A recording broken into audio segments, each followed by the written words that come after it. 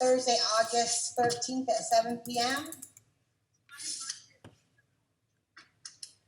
Approval of the agenda, approval of the minutes of 7:23, warrants, old business, approve excess weight permit, Morrison, update town office project, update the board liaison, I can't say it. Board liaison. Position, thank you.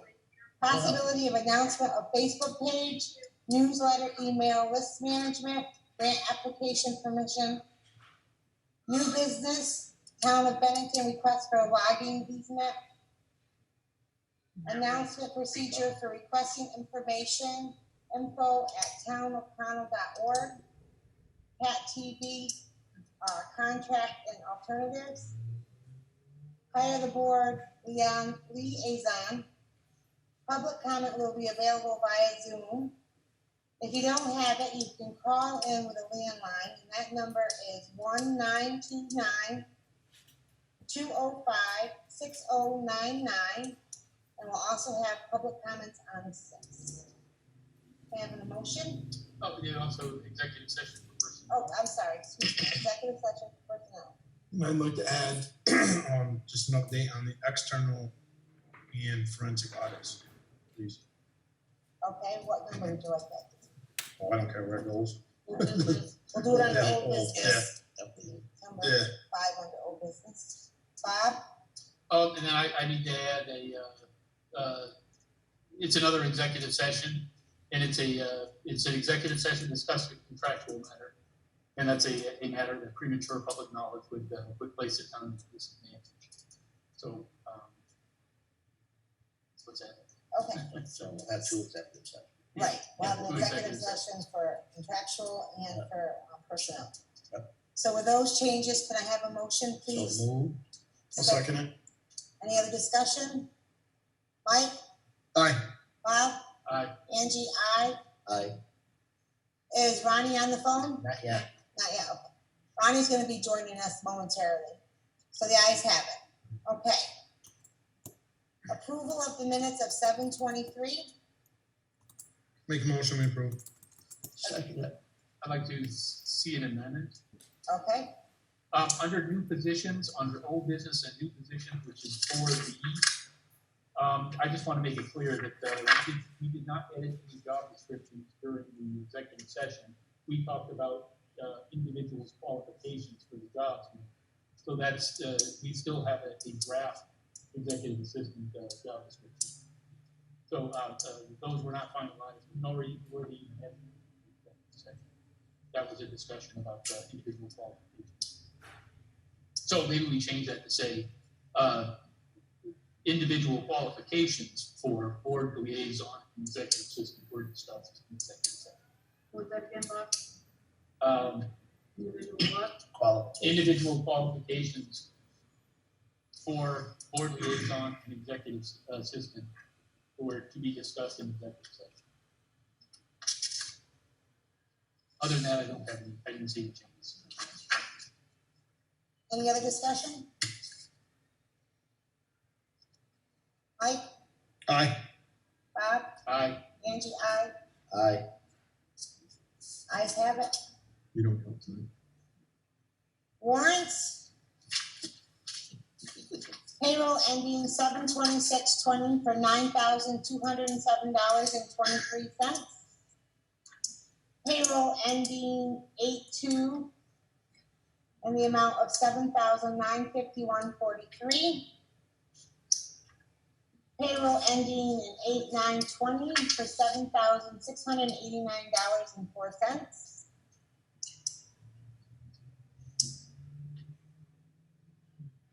Accounts payable 7/31/20 for $15,393.30. And Heritage Family Credit Union for $15.80. Vermont Computer Sales for $1,099. IRS for $2,924.35. accounts payable 8/1/20 for $3,659.69. And this was for Green Mountain Power and the Hoosick River Hydro for net metering for $3,659.69. Accounts payable for 8/7/20 for $139,849.30. And that is, the biggest one on that is for Brooklyn paving for $113,423.35. What was the total amount? $139,849.30. And then just so people realize, last time we were here, we okayed paving for 99986.29. That was for last year's paving. The one that we just discussed, and this one is for this year's paving F20 project, and that's for Puddingstone West, Snake Hill Road, and Dean Road. Okay, any other questions on this? And then the last one is for 8/14/20 for $11,194.21. And Bennington County Sheriff for $3,980, that's on there. And IRS for $2,483.76. Can I have a motion? Motion to approve warrants? Properly signed, seconded. Any other discussion? Mike? Aye. Aye. Everybody signed the warrant, that's what they need to do. Yeah, everybody needs to sign the warrants before we leave tonight. Bob? Aye. Angie, aye. Jamie? Aye. The ayes have it. Ronnie, are you there? Oh, Yeah. hasn't run yet. Oh, okay. Old business. Approve excess weight permit for Morrison. Any motion? Is that Lee Morrison? Lean Scott? Make a motion. Second it. Any discussion? Mike? Aye. Bob? Aye. Angie, aye. Jamie? Aye. Okay. Update on town office project. I think that's Rebecca, right? Rebecca, you there?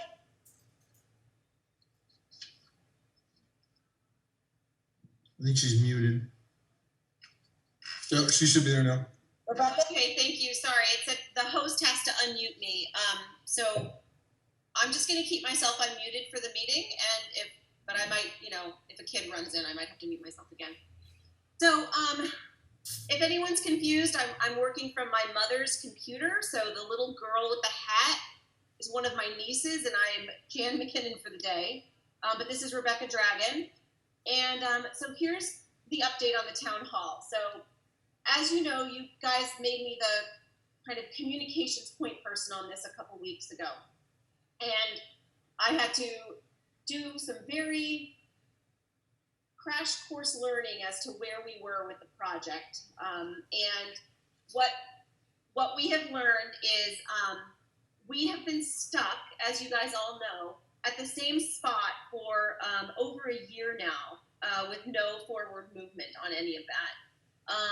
The debate and the place that we've been stuck is the Department of Fire and Safety requiring an architectural stamp on the drawings for the building, even though in statute there is an exemption for pre-engineered buildings to not need an architectural stamp.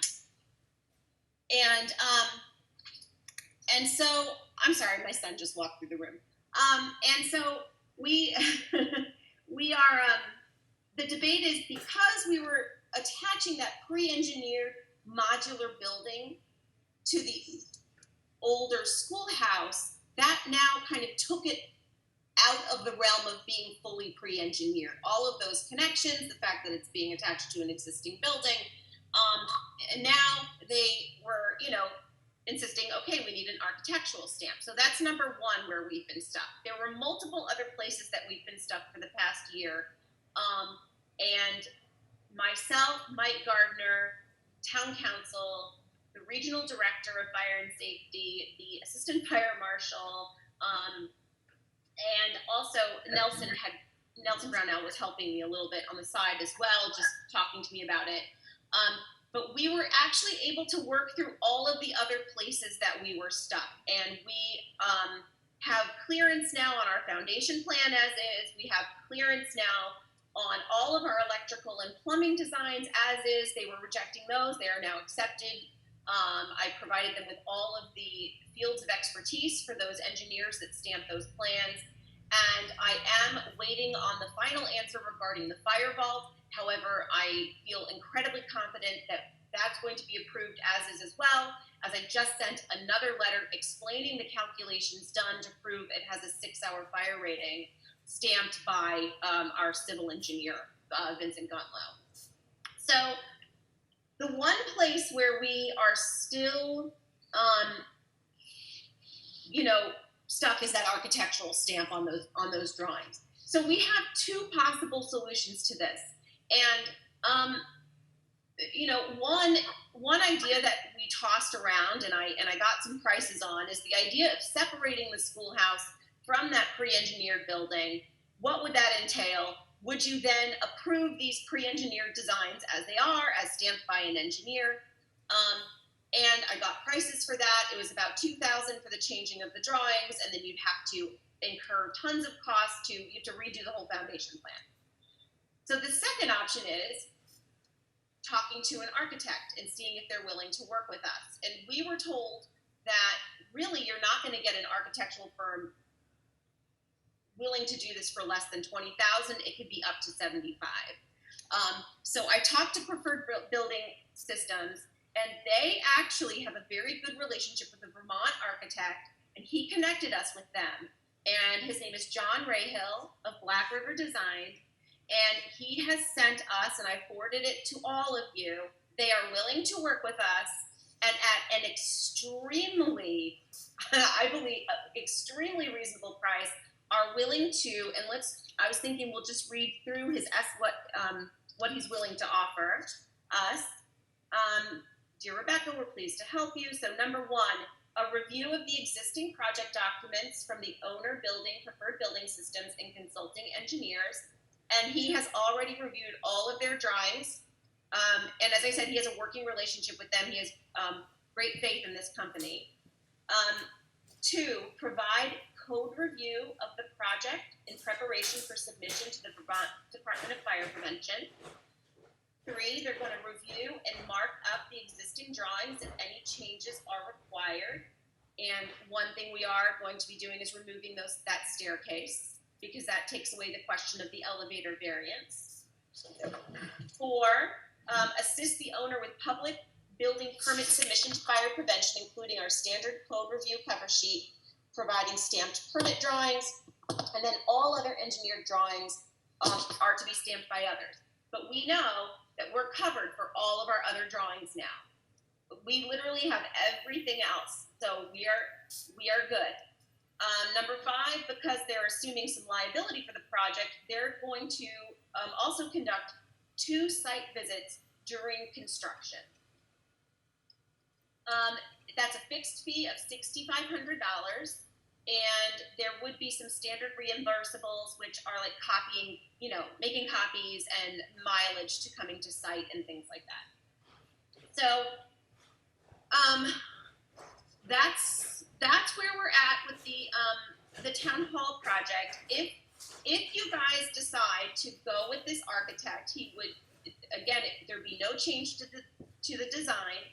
He would just be assisting us in the permitting process. I spoke with Mr. Fisher as an aside, because he was part of that conference call, and he said that as far as there is no need, it's at your discretion, there would be no need to bid out this aspect of the project. This is not a new project. This is an aspect of an already bid out and approved project. So this is something that's called a change of service. So you guys could accept this estimate. I personally don't think you're going to get any better price, or maybe even willing to find someone willing to do this for you. I believe he's doing it because he's got this great relationship with preferred building systems. So that, I'm trying to see in my notes if I have anything else that I wanted to say about town hall. And I think that was it. Mike was on the call, so if I forgot something, I'm sure he can jump in on that. Yeah, the only thing that, and you touched on it briefly, Rebecca, really, and it's more or less so everyone knows what's going on, is in the last 3 weeks, we have explored multiple options to try to make this work, and we've done it pretty diligently. Rebecca's done most of the legwork, other than yesterday on the phone call. I mean, I threw some ideas at her. I thought maybe if we detached the schoolhouse, then we just have a pre-engineered building. That wasn't just my idea. There's other people who had that too. So we brought that up to fire and safety. Well, that's all well and good, except for now we changed the foundation plan, and they won't accept the foundation plan that we have. So we have to have a whole new foundation plan. We have to go back to Agency of Natural Resources, just so you guys know what's going on.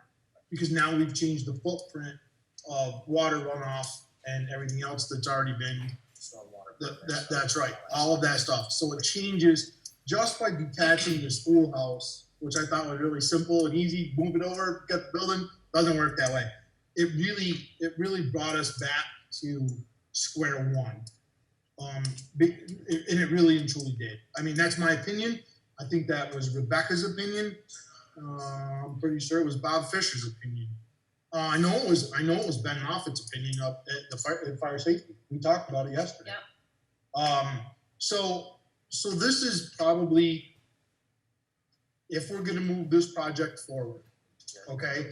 And I think we all need to. Everyone needs to set aside all personality conflicts and disagreements with the project, without the project, whatever there are.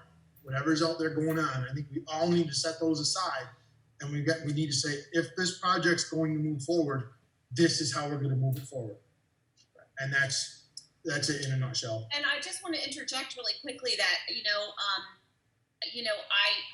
I think you've already kind of given this permission to me to be the contact person, but I really would like to continue being that contact person because I've been able to do a great amount of communication. And just trying to tie all of these entities together to finally, push this forward and make some decisions here. I would also like to say I've been talking to Pauline, and also this company is willing to start right away regarding the architectural work. We could have our permits very soon. This was our largest hurdle. And if we are able to cross over this hurdle, she's checking on the availability of the excavators, et cetera, but she believes that we can break ground October 1. Or thereabouts, if we move this, because this is it. We've been literally stalled in this one spot. Has Rebecca mentioned anything as far as the movement on the needs to be done in the schoolhouse as far as chimney, foundation? There were certain aspects that had to be taken care of there before that could even be moved. That's unrelated to the permitting process, and that's the first I'm hearing of that. So someone's going to need to share that information with me so I can get on top of that and in front of it. I guess that kind of ties into something I'm going to talk about in grants. But if that's I believe unrelated to permitting. So what I'm going to need from you guys, if you want me to work on that, is I'm going to need all that information. I think the October 1 groundbreaking is a little, I don't know. That might be a little too aggressive. It's going to be, do we have a firm bid on the foundation? Okay. Now I don't know if that, right, and I don't know if that would hold true if they're pouring concrete in the winter months instead of. That date is conjecture, is absolutely conjecture. It was but she's checking on the availability dates Right. of both the excavator and the builder and all the other entities that would need to do that preliminary. Right. I just want to be transparent on that, Rebecca, that, in my opinion, Absolutely. I think the October 1 date to break ground is pretty aggressive because there's gonna be a lot of variables in there. You know, when they're gonna pour concrete, what's the cost gonna be? There's just a lot of things in there. If you're doing things in the winter months, it's usually, you know, more costly than doing it through the spring and summer. Well, what I'm hoping to is that in 2 weeks, I'm gonna come back to you guys with, date availabilities for the concrete guys and, you know, all of those service providers for us. But it's probably reasonable to say that's our stretch goal. If we can do it, let's make it happen. But just know that there could be something in the way of that. It would be For great sure. if we could get there, but so let's make it our goal. Let's make it a stretch goal. We be transparent about it. It doesn't seem likely, but it is possible. No, it's possible. So There's no doubt. let's explore it. Let's see if we can make it happen. Right, because until now, as I said, you know, I can't say it enough. We've been stalled at the same spot for over a year. So, you know, in 3 weeks, we were able to finally get it moving forward and to get our approvals. So, you know, let's just keep plugging. Let's just keep plugging forward. It really There's is. been a lot of progress in a short amount of time. Right, So well, it's pretty impressive. in 3 weeks, we've got kind of what we need to move Thank you forward. to everybody that's helped, Mike and everybody else that was involved. Thank you so much for getting us this much further. So I think we need a motion, right? Motion. I'll go ahead and make the motion that we approve the Black River Design estimate for the architectural stamp at $6,500. Second it. Any other discussion? Mike, Aye. Bob, Aye. Angie, I, Jamie? Aye. Okay, Thank you, Rebecca. thank you so much, Rebecca. Yep. And Okay. now do you wanna move on to the The update? Facebook, that's easy. Okay, I have a small proposal for you guys. I think it would help increase our reach and communication with our citizens.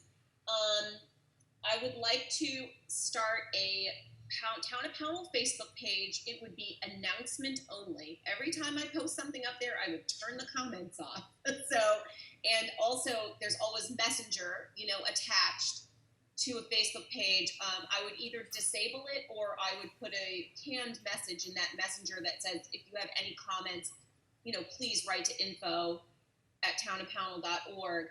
I just think it's a really great way to increase visibility and people would be able to share whatever I post, you know, on social media. And the other thing that it would do is it would drive a little bit of traffic to our website.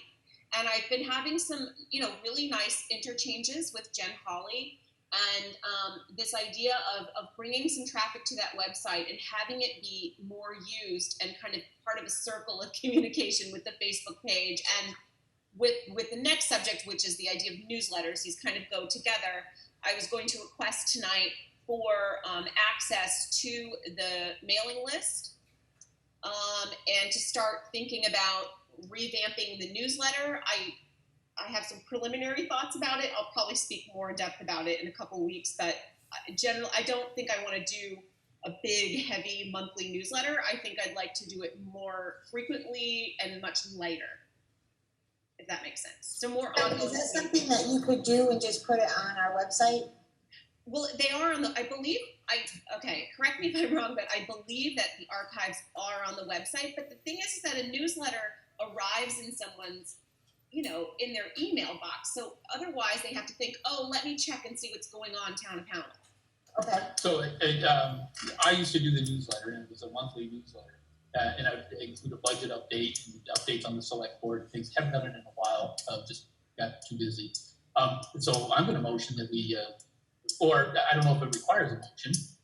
I think it does, actually. I'll make the motion that we put Rebecca in charge of creating a Facebook page and administering the newsletter. So I think all she's saying is that instead of a monthly newsletter, it will be an as required newsletter. Am I saying this correctly, Rebecca? Yeah, like it would be more, just a little bit lighter. You know what, I just want to think about it a little more. I might want to get some input, start talking to some people about what they might prefer. Maybe I'd use that list to say, hey, can you write back to me and let me know what you prefer for communications from the town? And I just would like to have access to that and start taking that over if that's possible. Yeah, so I'm going to motion that we go ahead and let her do it. And I think we do need a motion because if we get a Facebook page, then now, now our social media policy, which we do have, becomes far more relevant than it used to be. We didn't. And I would like to also, I was going to say, I didn't get this in yet, I would like to write a very short, probably 4 to 5 sentence policy regarding the idea of the announcement only Facebook page. I'm sorry, regarding what? You know, The announcement only Facebook page. The announcement only on the Facebook page. Okay. All right. So I motion that we have Rebecca create the Facebook page and investigate the newsletter and take over the newsletter as necessary. Should we have that in our motion, Bob? Should we have that it's an announcement only Facebook page so that Yes. down the road or a year down the road, somebody changes their mind, if it's, then they would have to change it at that point. That's true. What I would suggest is when Rebecca comes back with what she set up, we revisit the social media policy and write it right into the policy. Okay. That's what I would suggest. That's Instead of fine. having a different. I just want to make sure that it's, if we're setting this up, that it does become announcement only, so that. Right, so whenever we set up, it has to adhere to the social media policy. Right. And then if we're deviating from what's already in the policy, we'll have to amend the policy. Okay. Okay, so I have a motion on the table. Second. Any more discussion? Jamie? Mike? Aye. Bob? Angie, aye. Aye. Okay? Thank you. Okay. Plugging along. Grant? Yep. Grants. So the action that I'm going to ask you to take is in regards to permissions, but I'm going to give you a grant update. All the work that I've done in the last couple weeks. So I'll just run through this list. I completed the cultural facilities grant through the Vermont Arts Council. That is an ask of approximately $18,000 with a 50-50 match. And that is specifically for updates to the Schoolhouse Select Board community meeting space, so the old schoolhouse, specifically insulation, its portion of the heat pump, lighting, and new electrical. So Jamie, that does start to talk a little bit about what you were asking about, work that needs to be done in the schoolhouse. So I have already submitted a grant that addresses about $18,000 worth of that work if we were to Nice. grant the funds. I could chime in there. I think what that means is because it's for the schoolhouse and that's an approved project, it's even though it's a 50-50 match, it's basically a reimbursement of $9,000. Right. No. A reimbursement of 18. I actually submitted for the work of double 18. Oh, it's okay. So it'd be a reimbursement of up to 18,000. So that's going to help us. That's going to help quite a bit. If we're awarded, it. If we But get correct. I got that in. I think I had like 48 hours from learning about it, and I got it in. So, I started. The next one is, and maybe you guys can offer me some thoughts and guidance on this one. I started the digitization of land records grant application, but I really don't have the necessary info to complete it. In that program, there are 2 possible grant opportunities. One applies more to our town clerk regarding the town land records, and that's digitizing them. The other one applies more to the listers, and that involves updating the software mapping codes. I've been unable to get estimates from people, however, with the listers, they have communicated with a software company that would really like to do the work of updating those mapping codes. And so they are sending us, so I think I'm going to go that route on this grant as opposed to the digitization of land records. And that, as soon as I get that, I'm hitting send on that. But that was released July 31. So it is a first come, first served grant. I don't know what our chances would be, but I'm going to continue plugging forward with that one. Okay, next. I had a really great in-depth conversation with Christy Farnham, who runs 3 really large grant programs. She's very familiar with Pownal. She wants to work with us to help get us ready to even be able to apply for these larger grant programs. So the programs she runs, one is called the EID, the Economic Infrastructure Development Grant. That's a total 4.5 million program that's not awarded to one person. It comes annually. It's highly competitive. Another one she runs is called the RFEP, or the Regional Forest Economy Program. This is a really large grant that generally requires partners and like collaborators across state lines. It requires a letter of intent. And for these two programs, she really was emphasizing with me, and actually I had kind of started the conversation with this as well, and I agree with her, that Pownal really does not have the capacity at the moment to receive very large grant program funding like this. Now, the wastewater treatment facility and the roads department, they have the capacity to receive these larger grants because they have staff and they have, equipment, and they're all set up for that. However, when we're talking about all the grants that don't really relate to the roads, et cetera, these larger, they're called placemaking grants, which is where the community block grants, et cetera, we need to have some infrastructure in place and some ideas kind of ready to go in order to chase these grants. And so it's really her opinion, and I would have to say I agree with her, that we're about 1 to 2 years out minimally from being able to even apply for larger programs like this. And therefore, I really think that we should be spending the next year or two building our capacity and talking about placemaking. And I have some ideas about that.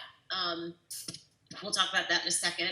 She also runs a brownfields program, and she would like to speak to me in early September about the landfill project.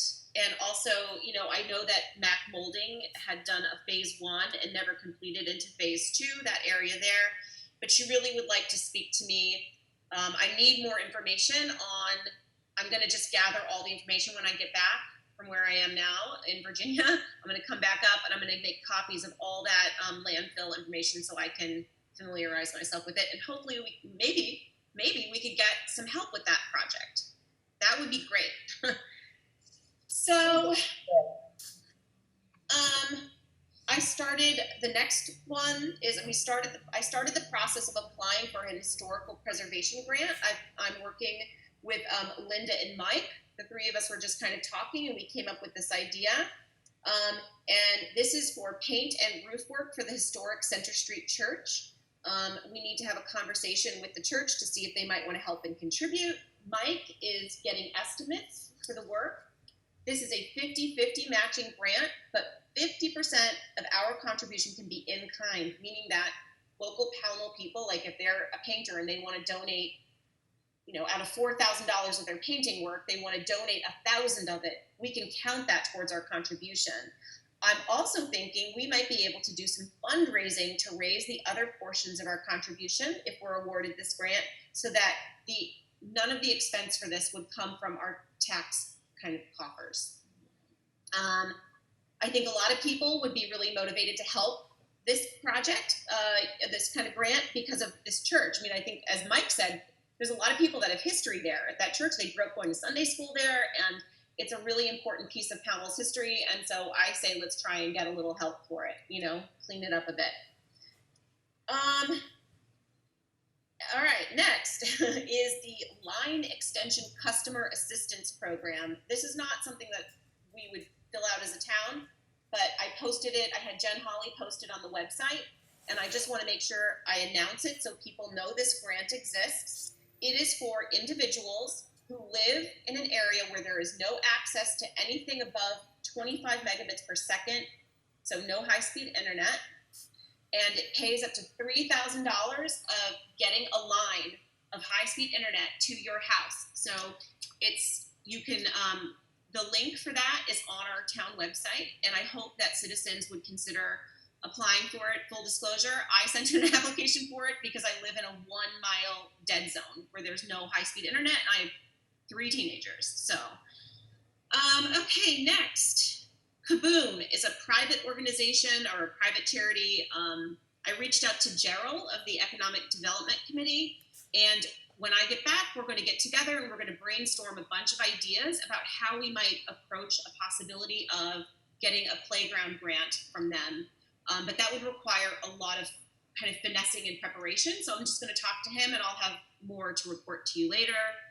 And then lastly, my last update is, and this is also on the website, I created what is called, I've heard it called a funding inventory or a fundable inventory. I'm calling it a fundable inventory.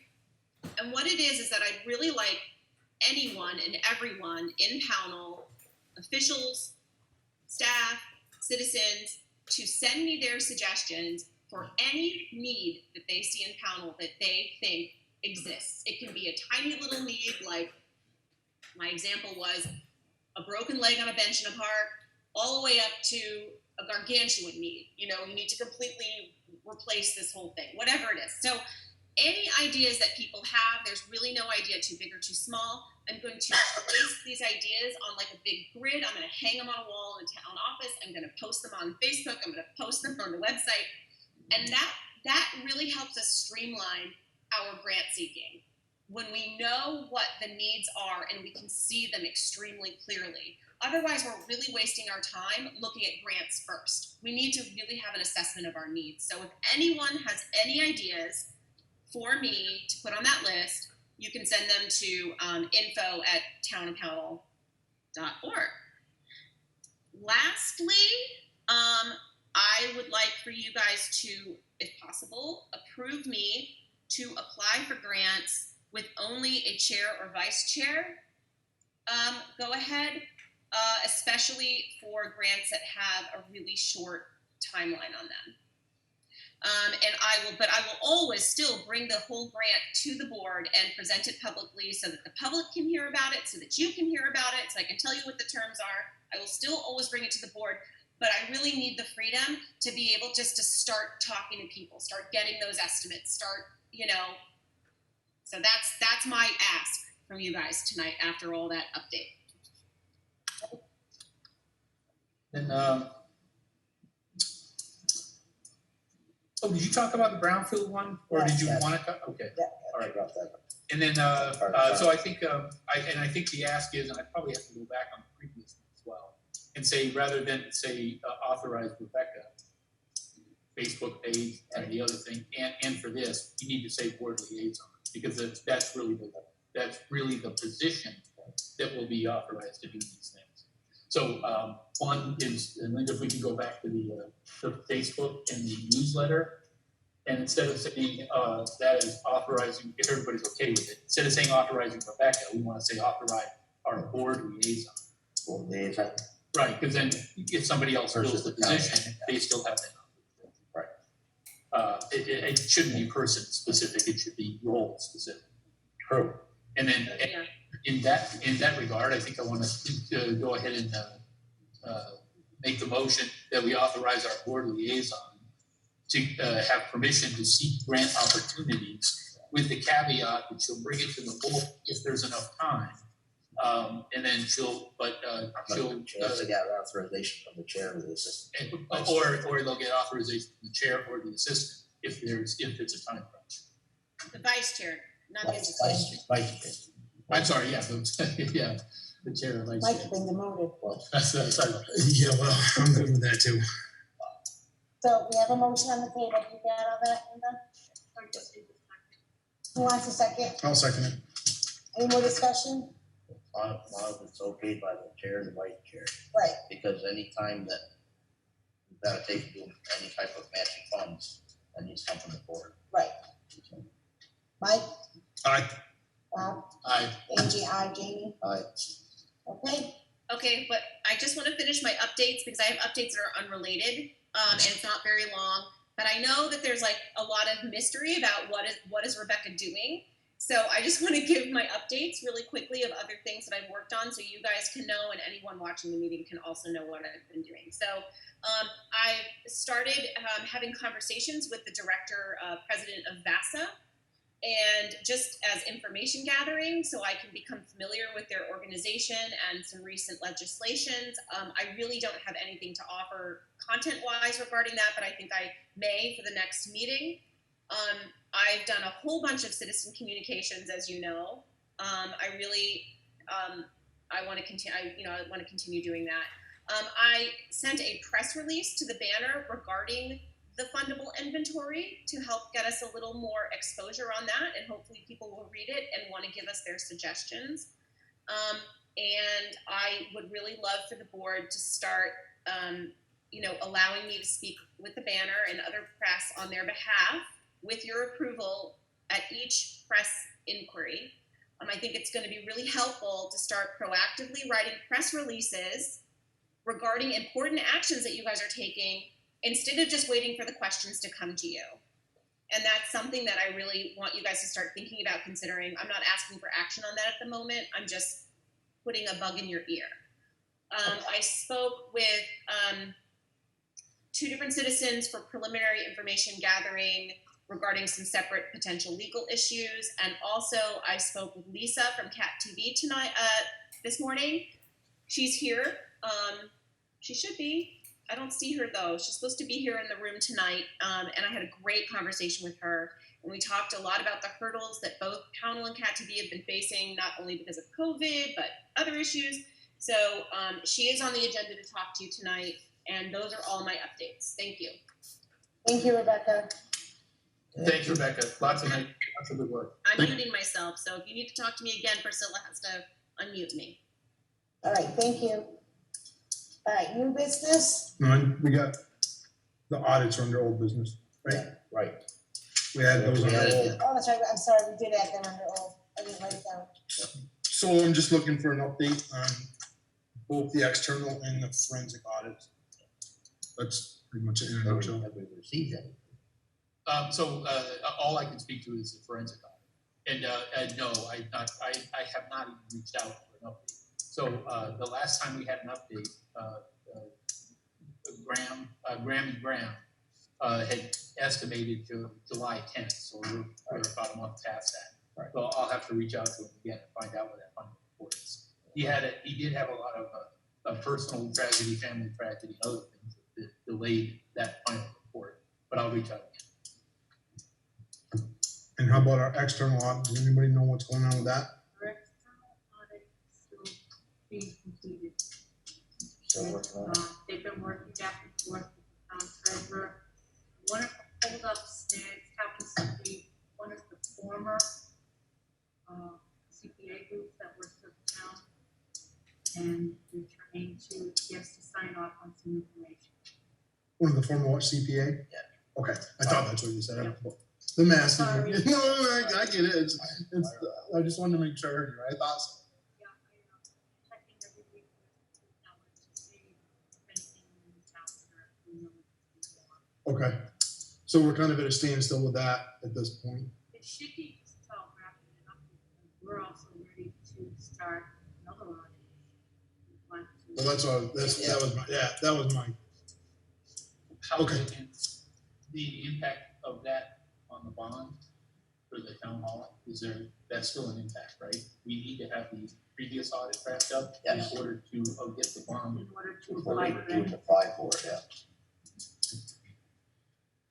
And we have until what to apply for that? Did you say September? September, October. In November is when the next webinar comes out for December application. December? Okay. Thank you. Thank you. Thank you, Linda. Anything else, Mike? No, that's it, Angie. All right, so let's move on to new business. Town of Bennington request for logging easement. RJ Jolly's here, and who's the gentleman with you? Sonny Strohmeyer. Sonny Sherman.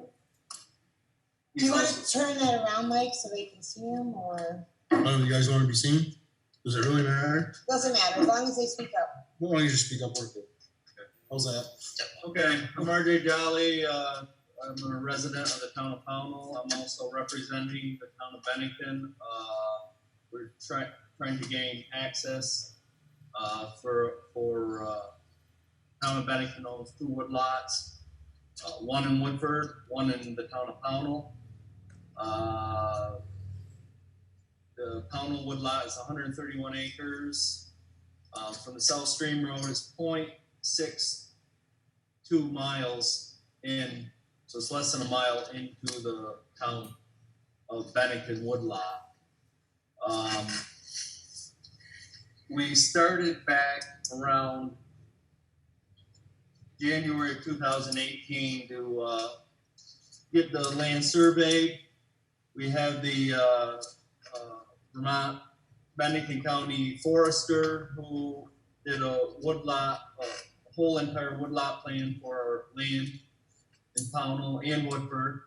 The plan was to manage it long range, so there's seven different parcels there, different management for every parcel.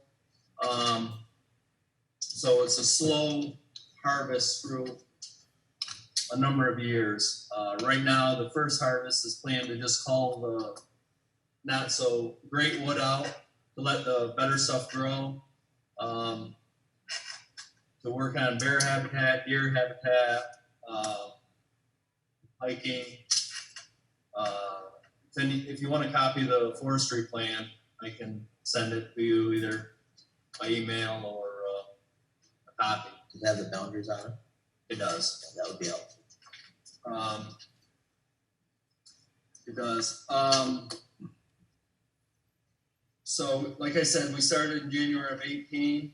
We were hoping to, I think the select board got this letter that we sent out in March of 18 to all the budding landowners, tell them what the plan was, what our plan was, and we got no response I don't remember seeing that. from this letter. Was that in the email that you sent? So this was in the email that was sent to me that was forwarded to all board members. Okay. So that's where that letter was. That may have That's been right. prior to you and I. No, No. prior, it was prior to us being on the board, but it was, Just sent- like he just sent, Like So we 2 just weeks don't- ago. Right, I'm saying, but the initial letter prior to us, you know. right, and it wasn't sent to us, it was sent to the abutting landowners. I just sent the history 2 weeks ago. All right. So that was the letter sent to the budding landowners. We heard nothing until we brought an excavator on site and Mr. Arthur Lake approached us and called the sheriff's department. So passing through the years, we ended up hiring attorneys. Our surveyor surveyed it. Our attorney says our deed right of way is, as far as old records go, is accurate, is what you could have back starting in the early 1800s. So we got our attorney involved. Mr. Lake has an attorney. We went to mediation. He didn't want to talk that day. We made a few offers, percent of the harvest, money, that he just didn't want to talk. So then we go to the courts, in which COVID-19 has stopped the court system. So the woodlot's all marked. It's ready to be put out for sale, to bid, and we have no access. So I got a couple, So Arthur Lake is on Zoom. He's under different description here. So when do we want to let him in? I mean, I don't really want to get into an No, argument back and forth, I'm but gonna let him finish talking. okay. And I'm gonna let Mr. Lake have. I just want to make sure you knew he was in. Yes, Okay. So, and after what both do of you them- want from Pownal? there's two different state statutes that I also supplied, that the select board can grant permission. We're not looking for permanent permission. We're just looking for permission till the court date is, we have the court date and the court decides if our right of ways are, So that has not been determined yet, if you have a right of way or not. by a court, no. So say we let you, and then we go to court, and they say, no, you do not have a right of way. You don't have a right of way. Right. Yeah, but that leaves Pownal hanging in the bag, pretty much, for letting you on a personal property, private property. we would be forced to put it back the way it was prior to. Does the town of The road's Bennington, already there, does the town of Bennington and the select board know that you're here tonight? yes. There, He said he would represent, he is a I'm council. just making sure. That he was representing that. they're also called into the Right, I county think, forester should be on there and show. Who's the county? Loves the yep, Dan's on. Yep. Who's the county forester? Title Mason, Yep, yeah. Kyle's on.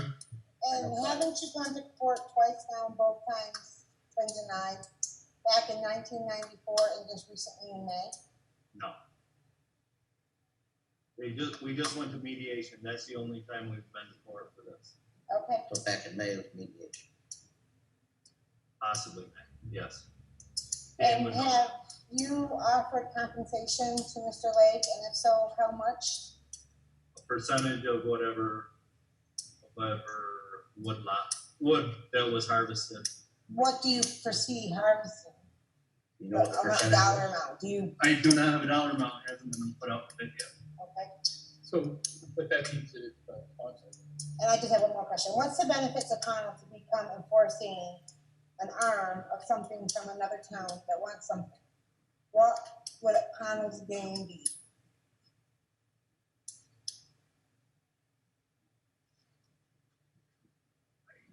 Guess I don't know. I guess there's statutes for because we're landlocked, we need But what does Pownal gain by going should against Pownal gain. a town resident? if I understand it correctly, the statute really refers to if it was a Bennington property owner, to get to Bennington property, that's where the statute applies. I'm not sure the statute applies if it's Pownal doing something on behalf of Bennington. That I'm not sure of. Would you like to see the statute? Well, I read the references to the statute. I haven't read the statute.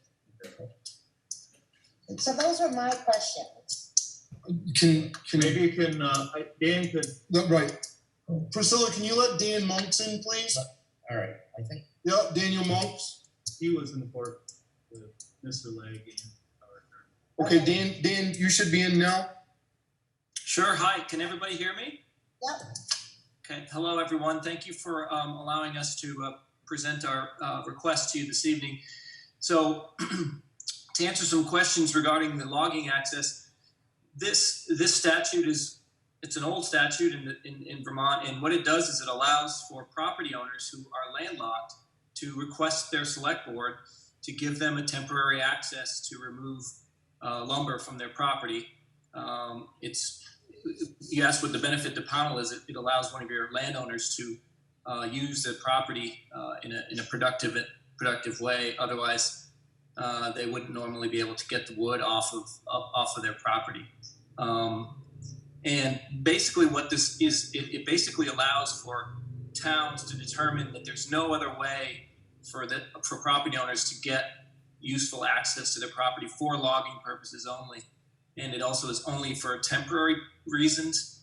And it also allows the town of Pownal to determine how much value should be given to the property owner over which the temporary easement is granted. So that's part of the process, is that whoever owns a property, in this case Mr. Legg, would receive fair market value for that temporary easement. I don't know if that answers any questions, all of your questions. But I guess if I understood it correctly, just a quick question is that what I heard was there's going to be 7 harvests. The first one is to get some dead wood out there in order to allow good wood to grow. right. So the initial value is going to be pretty low. there's 7 different part of the forestry management plan. Right. Of the 100 and something acres between Woodford and Pownal, it's just broken up into 7 different parcels. Right. All of it's going to be harvested. Eventually, but No, you're all asking in- for In the first bid, everything will be harvested. They're gonna It's call it. just different management for each section. So what would the time frame be to have it be harvested? Uh, Is it like 6 months, a year, 3 years, 4 years? we estimated 24 months. Kyle Mason would know that better than I, but our estimate was 24 months. You want to bring him in? Kyle Mason, he's the forester that's marked the property. I'm okay with him saying 24 months. Okay. He doesn't need to add anything right now. Does anybody else have any questions for Mr. Monk or anybody else this year? Personally, I think we need to hear from the other side before Exactly, the select board gets too indulged in it. exactly. For sure. So I think That's good. All right, Priscilla, could you let in Mr. Lake, please?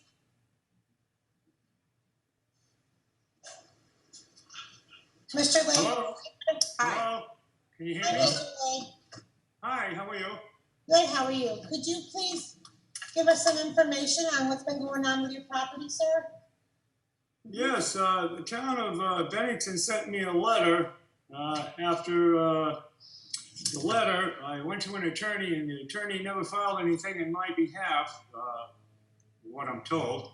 So I had to get another attorney, which I did.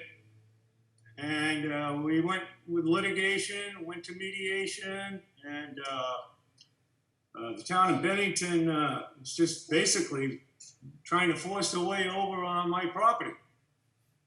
And I've had issues before with this, and not with the town of Bennington, but another private outfit. And I have a letter stating that nobody has a right to come through there, nobody has a right of way. And I have documentation of it. I'm in court now. I will be going to trial next with the town of Bennington over this issue. And they did a lot of extensive damage to my property. I have a river that runs through it. And I'm worried about getting flooded out next. And I have a handicapped brother that also walks my private road here. He's autistic. He's got the mindset of a first, second grader, if you will. And I'm worried about, right, he has a regular routine. He walks it every day. You know, I could get UCS to, send you a letter in my behalf, his behalf. We're just, we've had the property for 30 years. The town of Bennington has never used this property. Now they claim they want to use it for logging rights, and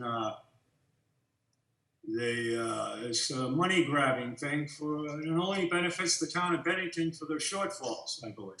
And the temporary was what, 7 to 10 years? Well, they're saying that it's 12 to 24 months, but realistically, it's a 3-year operation. Then they lay low for 7 years, basically, and then they start up again, and it's repetitious. From what I was told. And all the neighbors that live on this road here who have deeded access right away, to get to their properties, are not happy with us. They're not happy with it, yeah. Right. Another neighbor is probably listening in on it on his computer. But at any rate, I'll let the courts decide it, and I've invested a lot of time and money into this, and I just don't feel like I've been treated fairly at all. And it's like the big machine against the little guy, And I can't see how they could get temporary access, if you will, when they're just going to burden the road some more, disrupt everybody's lifestyle who lives on this road. There's only 4 residents, if you will. We've all been here for, 30 years or more. And, we're accustomed to nice and quiet, and everybody's respectful of each other, and we would like to, keep it that way. But I have documentation in through the chain of titles, and nowhere is it anybody has any right to come through here. And that's going all the way back to 1878, which the town is trying to hang the hat on. But that was due to this was part of a 500-acre farm at one time. And they don't know where the road was. And this road that was created in 1953. So those are the logistics in court. have they offered you any kind of compensation? Yeah, they couldn't tell me how much money was involved and all the rest of this. I had hired a forester to go over all their, the book that they have on their forestry of the Bennington Town Forest. And he's saying there's millions of dollars worth of lumber up there. But the town offered me $5,000 down, $15,000 every 10 years. I've spent already $50,000 in court over this already. I don't think landowners would be appreciative of people coming in and just trying to exert their whatever and trying to drain other people's resources and ruin their the pursuit of happiness, if you will, which we have had here for the last 30 years. But the legal thing is, it will show that they do not have a right of way through here. Back in 1878, John Hathaway, who owned the 500 acres, I just have 10 acres of it, but at any rate, he had given permission for to lay pipe when the power plant was going to use the water resources up there for the different ponds, the reservoirs. Yep. And that was to lay pipe only. And it says right in the document, any damage that occurs during that they will be responsible for. And like I said, they've already done extensive damage to my property. They ripped down the stone wall at the river, which I had to put up after Hurricane Irene. And on the other side of the river, they ripped out all the trees and bushes and made a road. And Chief Doucette came down and overrode the sheriff's department, which he doesn't have any authority. But the attorney that I had at the time didn't file anything. So after going around and around with Chief Doucette, he said, well, just go to court Monday. This was a Friday. So go to court Monday and file something. So I had to get another attorney. And, 2.5 years later, we're still fighting it. In court. We went to mediation. Like I said, they offered me, chicken feed, didn't care about my brother's safety and care, and, all of the others, who live on this road. It's just a money-making deal for the town of Bennington. It has no benefit to anybody here in Pownal. Does anybody have any questions for Mr. Lake on the board? Yeah, so when was the damage done to the wall? That was September 14, 2018. It was a Friday. Do you have a court date, sir? No, we don't have a court date yet because of the COVID thing. They tried to get my surveyor excluded from this case, and he was president of the land surveyors of Vermont and New Hampshire, and he's done expert testimony in court before. So, he knows what he's talking about. He's got over 40 years experience. And he's going to testify to the fact that the town of Bennington does not have a right of way. We've got aerial photographs going back to the 50s and 60s. Okay. Does anybody have any other questions for Mr. Lake? I have a question, Mr. Legg. It's Mike Gardner. Yeah. Is there anything, I'm sure you've been through this in mediation. Is there anything that the town of Bennington could offer you or do for you that could make this a feasible option for both of you? I mean, No. What they offered me was, like I said, the $5,000 and then $15,000 every 10 years. Then they said that I would have to retain my property, live at my property, And, you know, all these stipulations, I'm not the one asking for anything. I understand that. I moved here under the guise of having peaceful life, quiet life in the country, and now we want to run like 12 trucks a day in and out. That's 24 trips, if you will. And it's just unnerving. No, I understand. I just didn't know if there was something that you had in your mind that we could throw as an option. No, I don't really want to deal with the town of Bennington. They came under the guise of bear habitat to get the lay of the land. Of course, me being a nature lover and an animal lover, I let them go up in through there. And once they saw the lay of the land on the other side of the river and that, they said, maybe this is the way in. And that's what they pursued. Had they been honest from the get-go, it wouldn't have probably went this far, but, it's just like, they do everything sneaky.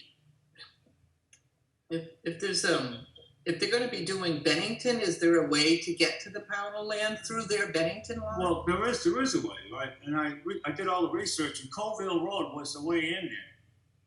And then there's another road to get access, but they don't want to do that because it's a lot more difficult.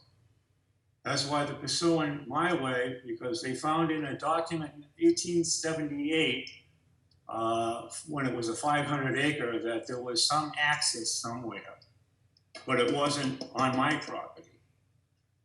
And it explicitly tells that through the chain of titles. I was gonna actually ask that question, was what's the distance of the property off from it was either Colville or Sawmill? Because it looks like if you look at the boundary lines of the property, it's a little wider when you look on Soretta, and that goes to your property, and that goes to the town property. If you look at that, the way that the boundary lines are cut there. Katie, can we get Mr. Legg finish, please? Mr. Legg, are you up, sir? Do you have any more? Excuse me? Excuse me? We have a question for you, Bob. Go ahead. You said something about bears. I didn't understand that.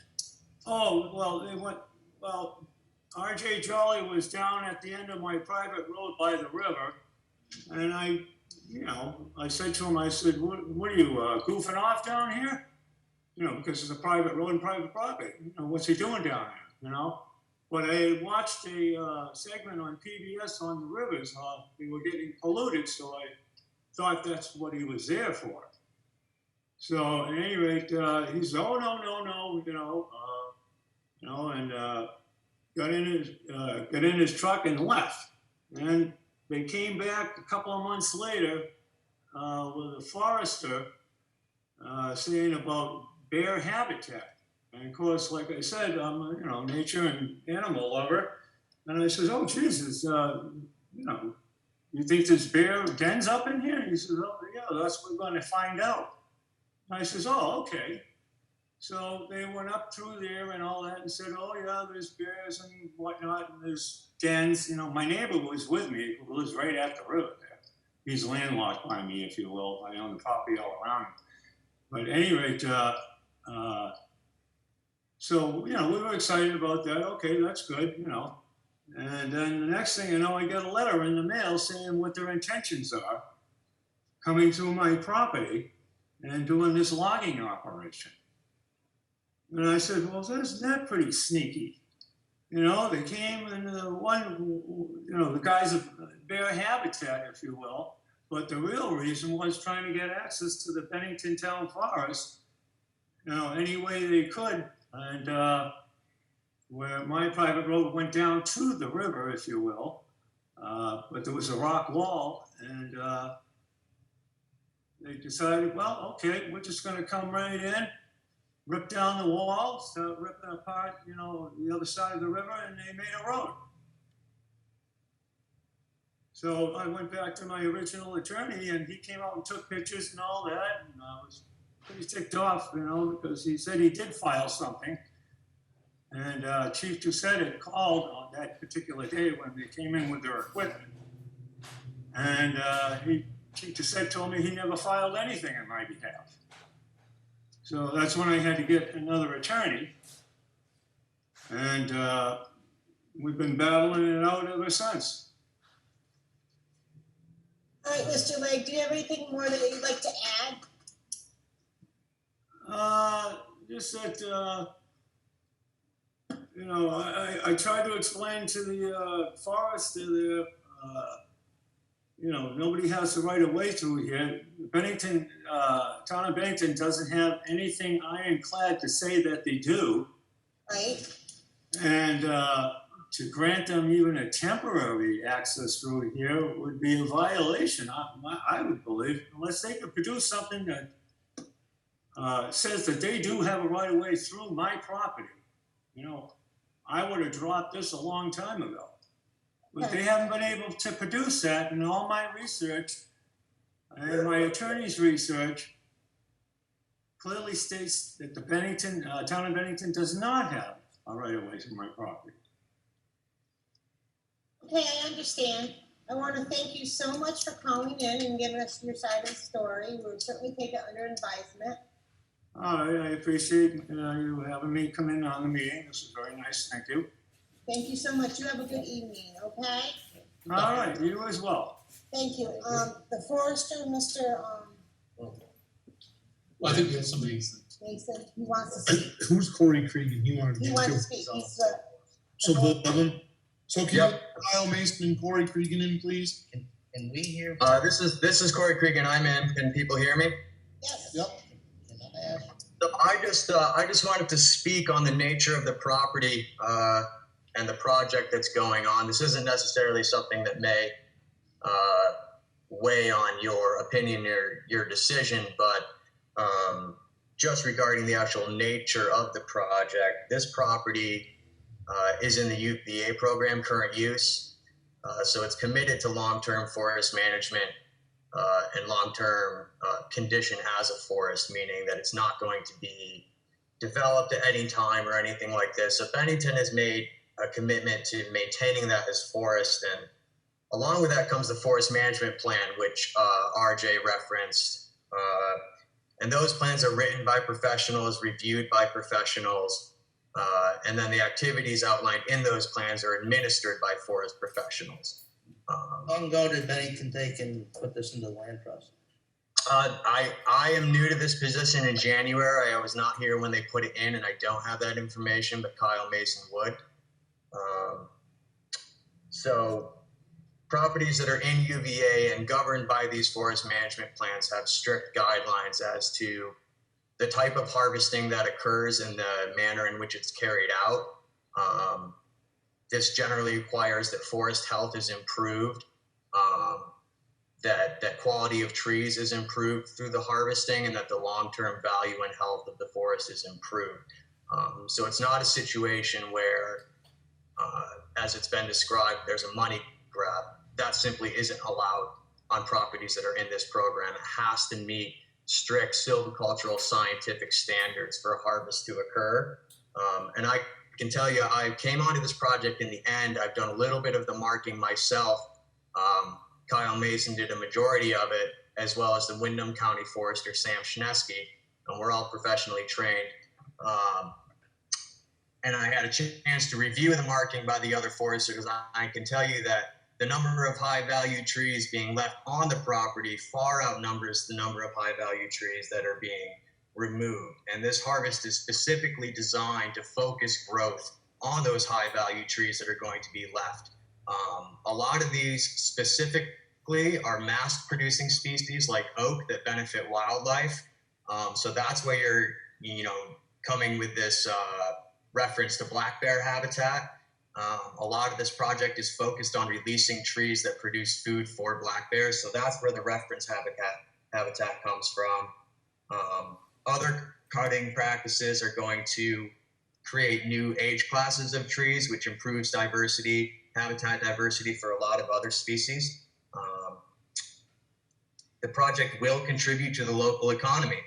We've got a lot of loggers in Pownal. We've got a lot of foresters in Pownal, Bennington County, and those folks will be involved in the harvest. So it will contribute to local economy, and it will benefit the citizens of Bennington or the town of Bennington, which I don't think is necessarily a bad thing.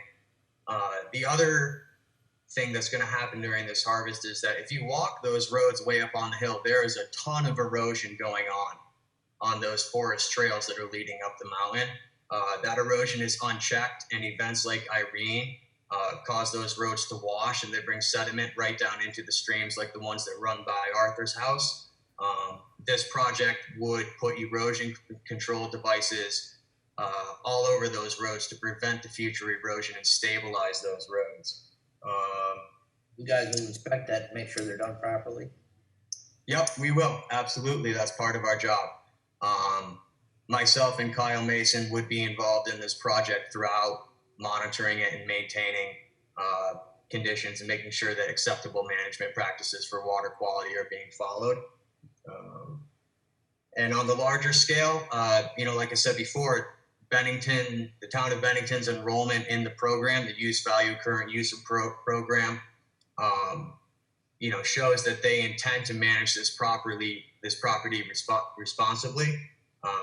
And that fits really well into the larger block of contiguous forest land that makes up that area and is part of what makes that area so attractive to be around and to live in. And that's all I got. If anyone else has any questions, I'm here. Who's in charge of the A&R permits, because that's a trout stream? And that's a protected waterway Kyle Mason, state, so. that's where he went. Yeah, you'd have to talk to Kyle. And he's on the line here if he wants to pop in. I know Kyle.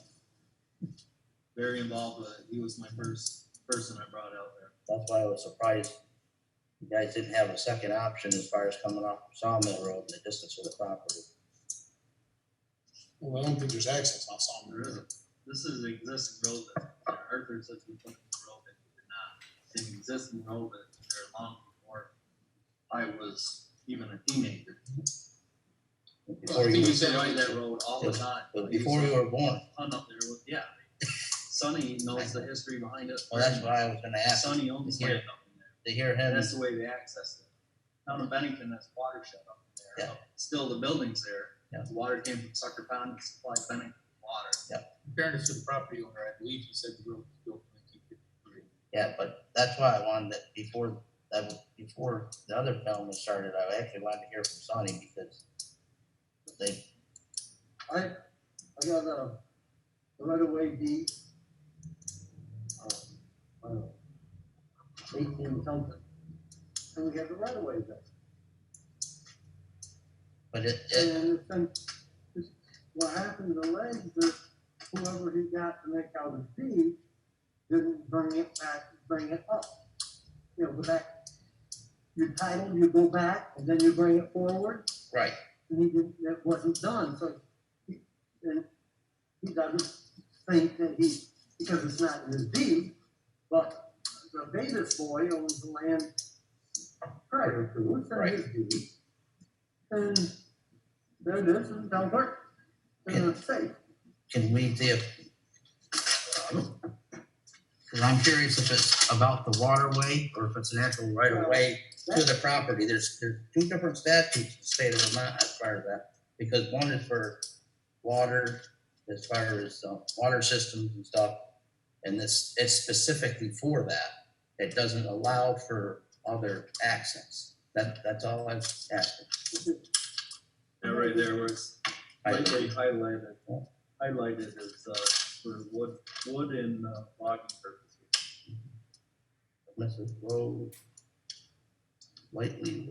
I guess while he's reading, can I ask a quick Yeah, question? sure, go ahead. I kept hearing that the litigation was delayed by COVID. Yeah. But I know we're in We're in litigation on another litigation, thing, yeah. that's not Right. delayed. And that's not delayed, so I don't feel comfortable right now going against a Pownal resident. I'm sorry, that's just my personal opinion. You guys are in court. I think court should decide if you have a right of way or not. That's my personal opinion. That's how I feel. I'm here for Pownal residents. Yes, I wanna be a good neighbor to Bennington, but I think that you guys have to prove first that you have a right of way before we can make that. Yeah, well, just to be devil's advocate, the town of Bennington Is a, is a Pownal resident yes, yeah, on this piece of property. and they're requesting So access to their, they're a Pownal landowner. they're asking. That's for correct. permission to- So they're a Pownal landowner. Right. And they pay taxes I'm just throwing that out there. Just to play devil's advocate. So is because they- Romer, he's also. Yes. Are you looking to log your property too? Because my objective to the rights of that right of way. Right. He's objecting to a deed. Correct. So what That's is, in effect. Sonny, your deed is dated when, 1878 or whatever it is? I think it's written down there. 1873. Oh, 78. 1878 was what Mr. Blade said, and it was John Hathaway.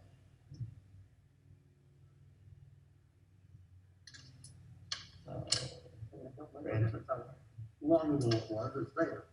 Right, no, I was just No, curious. I just wanted to see if it stated specifically for water. So what happened is that right of way never got transferred. Right. When Whoever did the title search. whoever did title search down the road. Well, both parties, lawyers, the title is, one lawyer says, no, it's not clear, you don't have the right of way. For us, not Sonny. And the other lawyer says, well, of course, it's right here.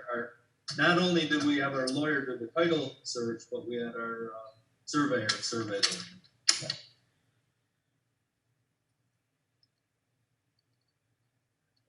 I personally don't feel even qualified to make an assessment like this.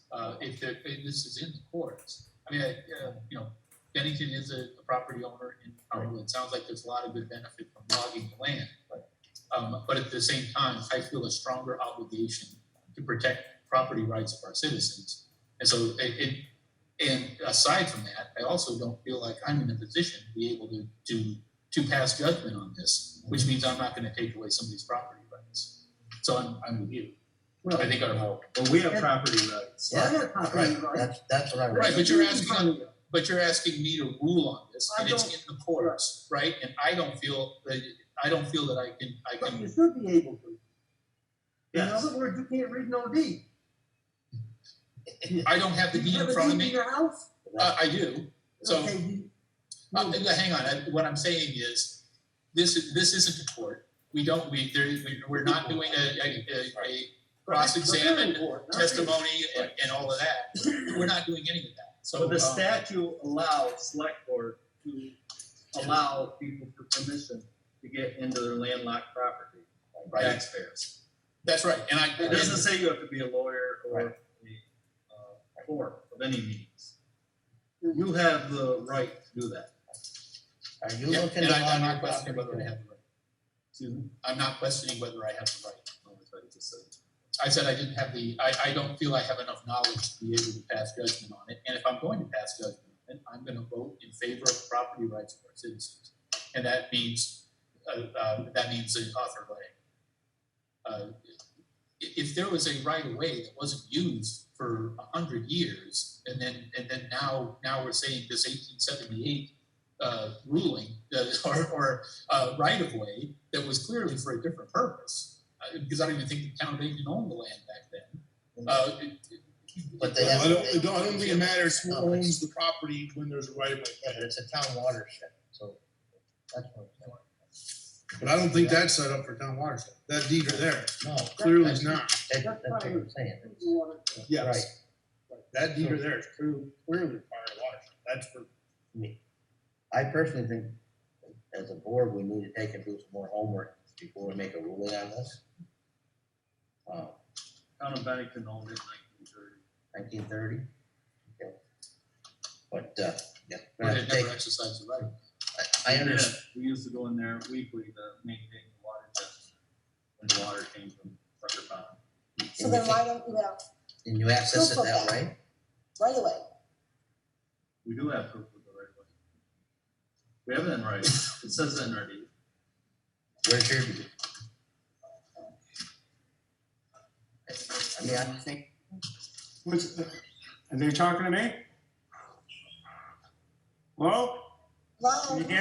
Can you hear me? Yep, that's Arthur again. Yep. Hi, Arthur.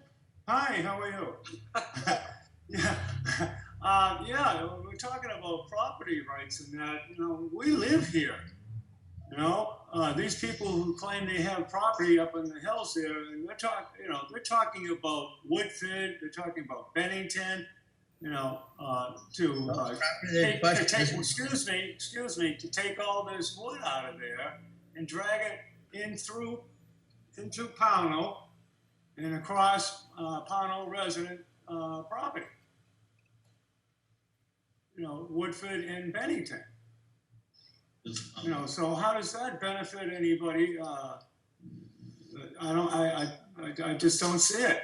We live here. We come home to this property every day. These people are saying they got property up there. There's nobody that lives up there. Yeah, they want to cut timber and whatnot. And they want to drag it across our property. Well, I only have one question if I'm allowed to. My name is Cindy Lay. And I would just say that if the forest management is committed for long-term, why haven't they bought a piece of land so that they can go up into the forest and there will never be a problem like this? That would solve everything, I think. You're asking if the town of Bennington has. Right. Well, the forest management said that they are committed for long-term caretaking of the forest to keep it healthy and keep everything up there and healthy, which in turn would keep all plants, animals, and everything healthy. And if they're long-term committed, then I would suggest to buy some property to be able to go up there long-term, and then you don't have to worry about trying to use people's property temporarily, because I don't think that, down the road, 100 years from now, somebody else isn't going to be happy with that either. Are you suggesting to sell a piece of property for access? I'm suggesting that you should inquire about buying some property from some people that wouldn't mind selling it, that some people that certainly have more than 10 acres. So a couple acres, buy yourself a right of way up in there with land. But displacing my brother, he's handicapped. The town of Bennington has approached other landowners also. Every budding landowner received the same letter that you all did. And have you tried to ask other landowners? Yes, they've done the same. What, they've refused you to go through their property? They refused you to go through their property? Is that what you're saying? There's no other roads. That's the only. There's Well, no. yeah, there is Colville Road. That went right to,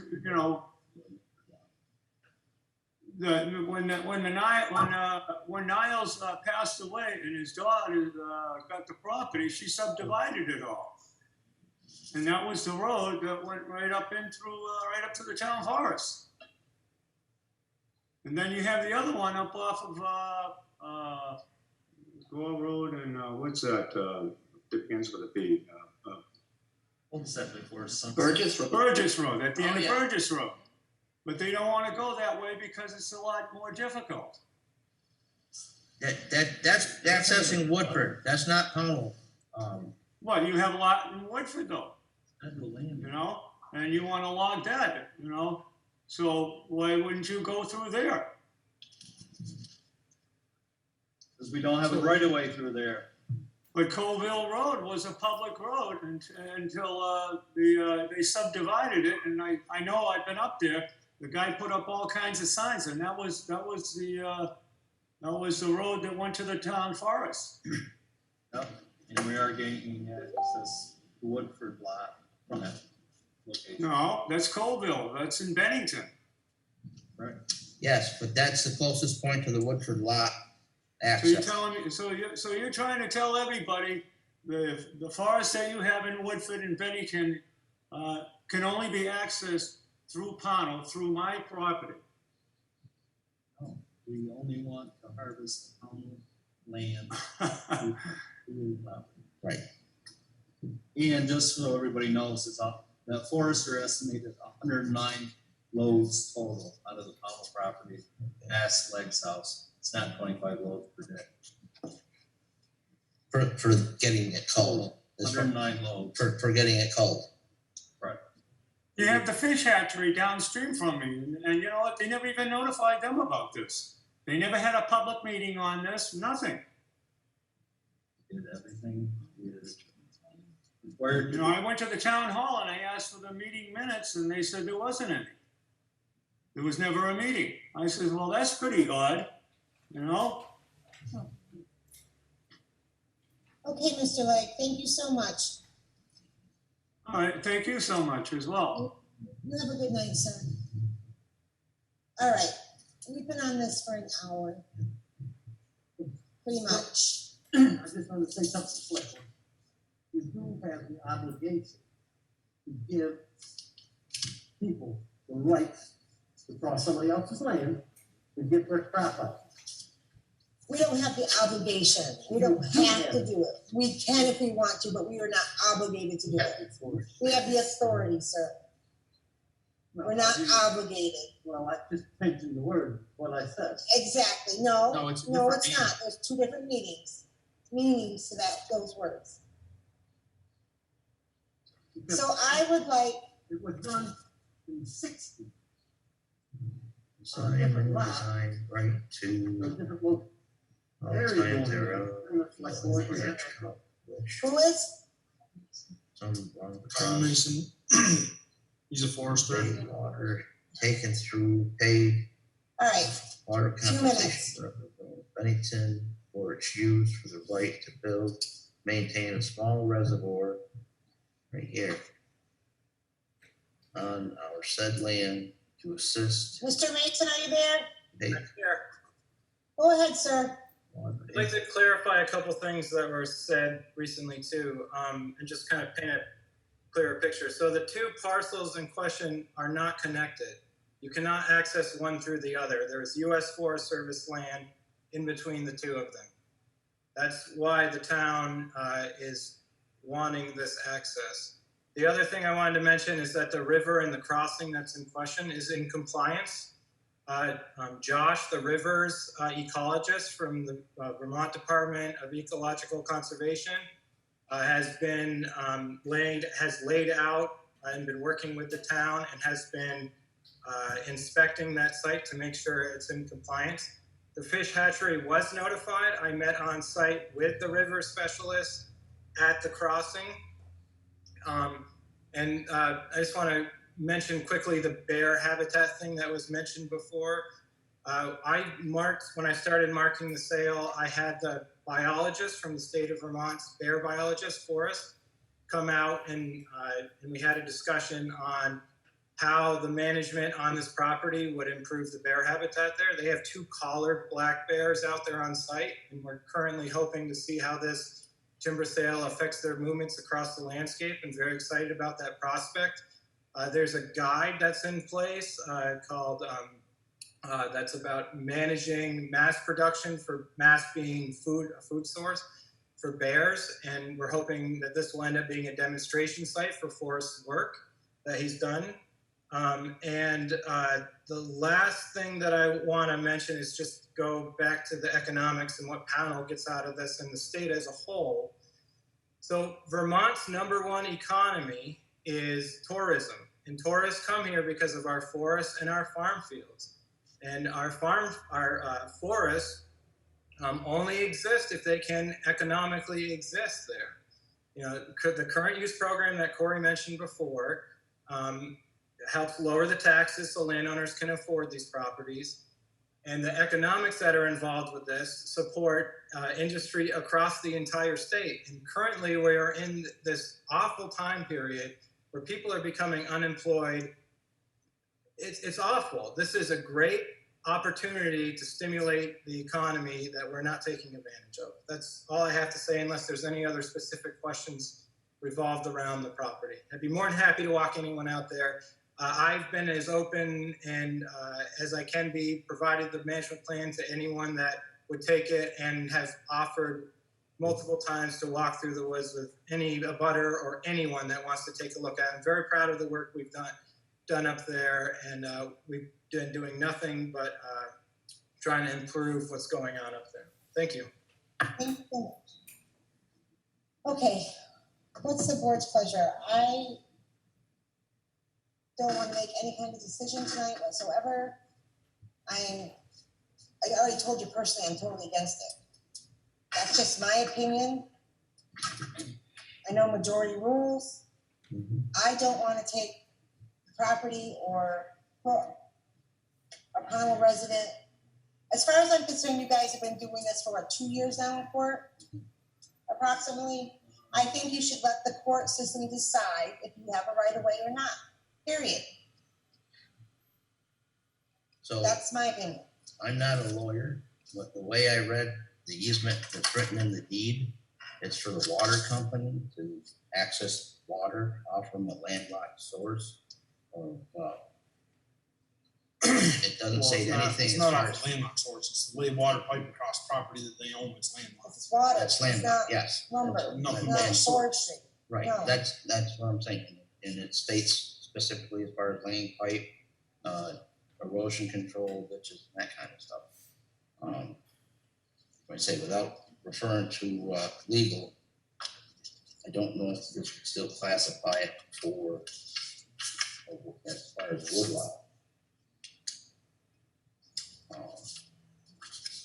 That's my question, because I'm not an attorney, I'm not a-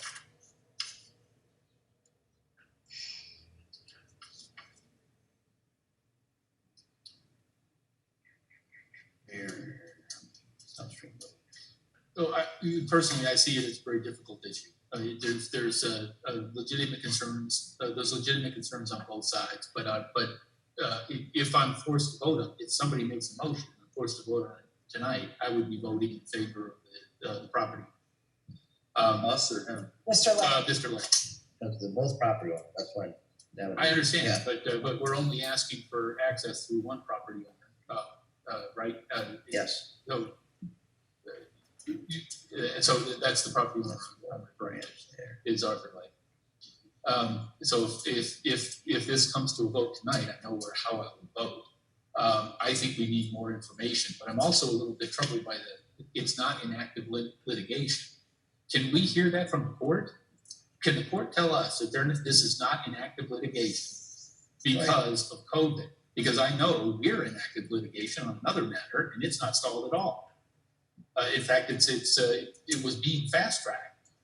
So I don't. Him like told you, so I don't think we're in, I want to hear All right. from the court. with that, yeah. Well, that's true. I want to hear from the court. Yeah, you guys are same message there.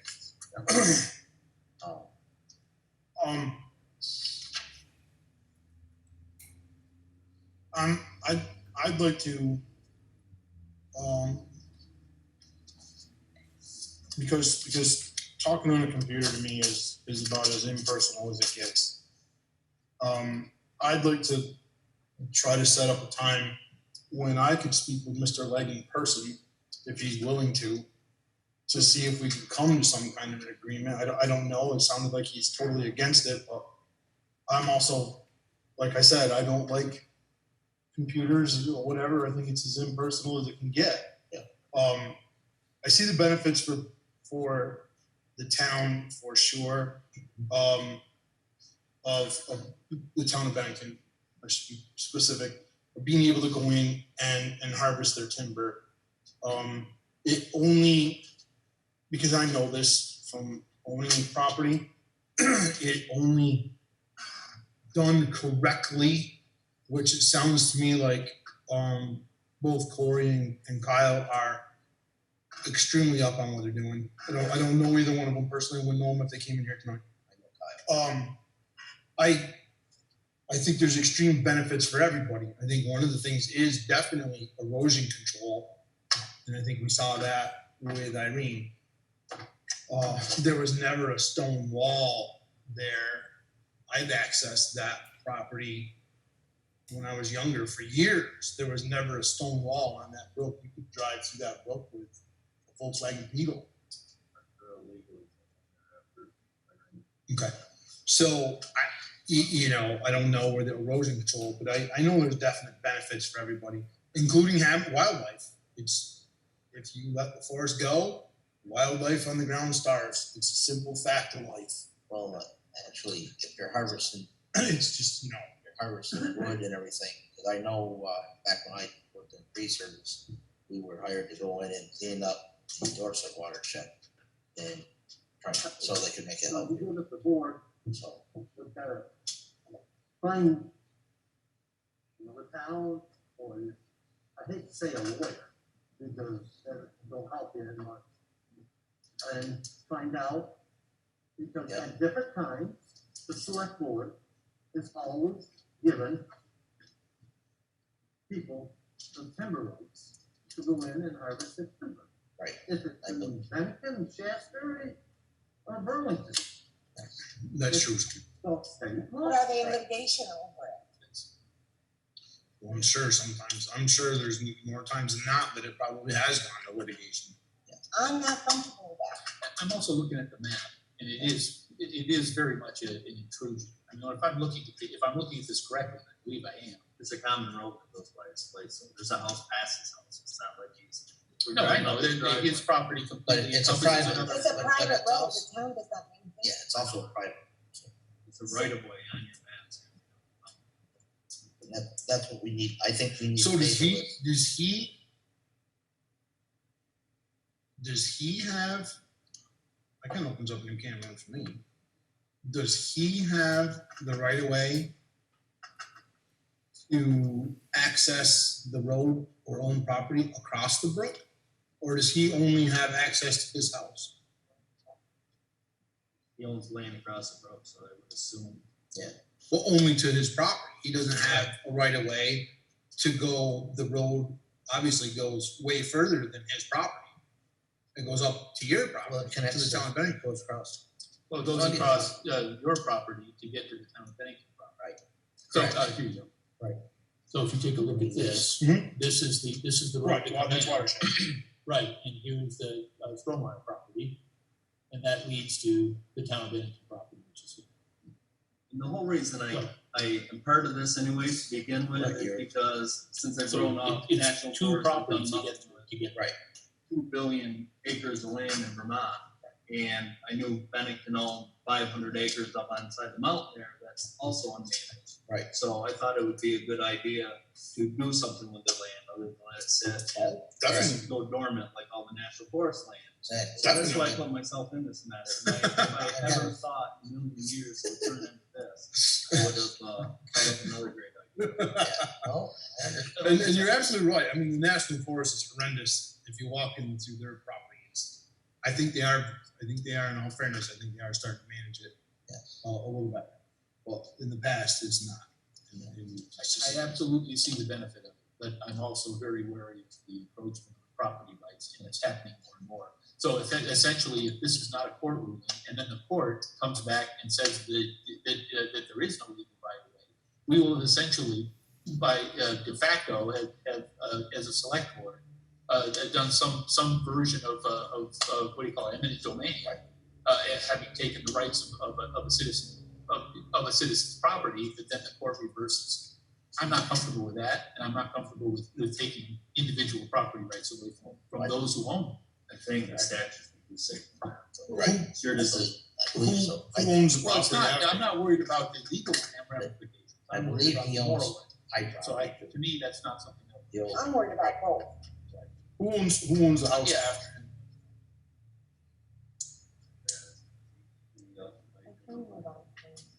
Yeah, that's there. If this isn't gonna go to a vote, then. No, I think we should Well, end the conversation right now. I'd like to make a motion to table this until we can look at the deeds and refer to our lawyers, so we're gonna make sure that we're gonna make the proper decision. If we happen to make it prior to the birthday. I don't think we need a motion for that. We can just say, I think, I don't Nobody know, wants to make a motion, do I have All a right. second? to delay it. To table it until we ourselves can take and contact our attorney and look at the actual deeds, see if we can see the right of way that is stated. I mean, I I haven't actually opened up. the Yeah, but file. I don't wanna spend money on our lawyer for, Well, then at least take it for us to take a look at the deed ourselves. I mean, we're not lawyers. you- we're not lawyers. We can look at the deed, we have to. I'm sure they deal with a lot of times. So that's what I'm saying. All right, so I have a motion, do I have a second? I don't wanna table it forever, No, I don't. but that's what happens on a select board when you table things. I've seen it a million times here. I wanted to, let's table it and we'll say at our next meeting, That's fine. I just don't wanna table something and have it delayed for 10 years. Whoa, oh, I'm not looking to table for 10 years.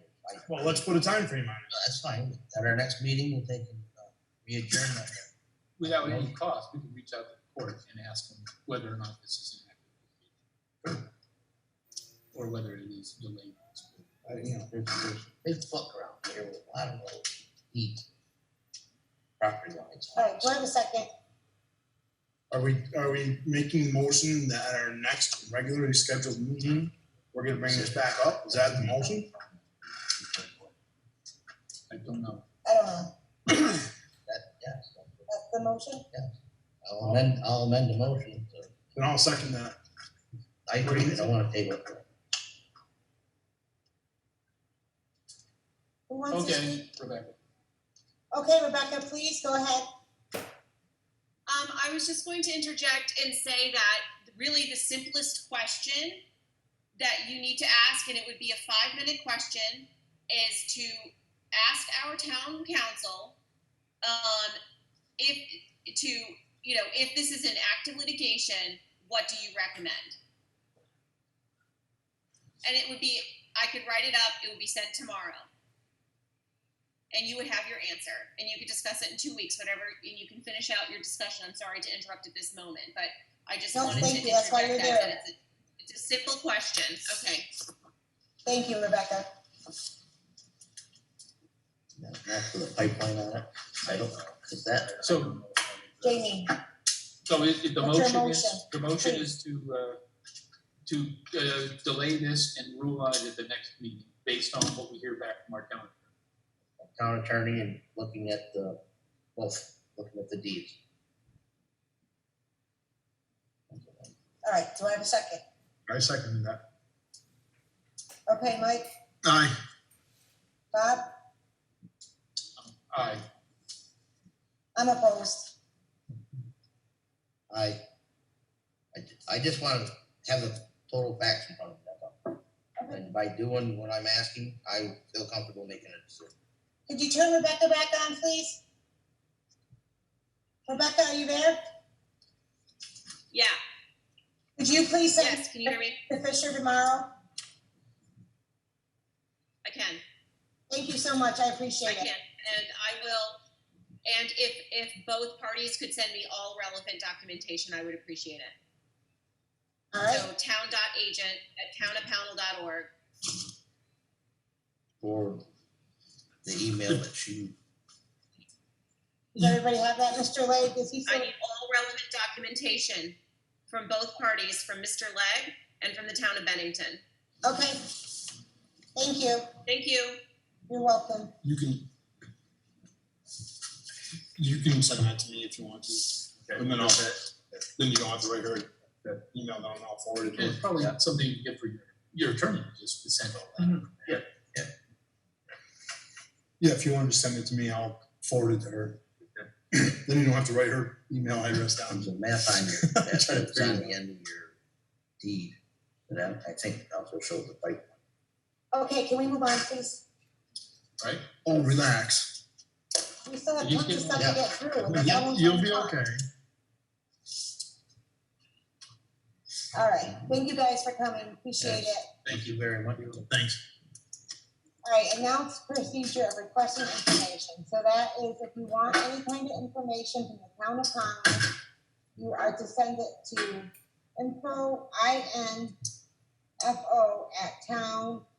info@townofpownal.org for any questions, or if you want to contact anybody, I would appreciate it if you would do that. Rebecca, would you like to speak on that at all?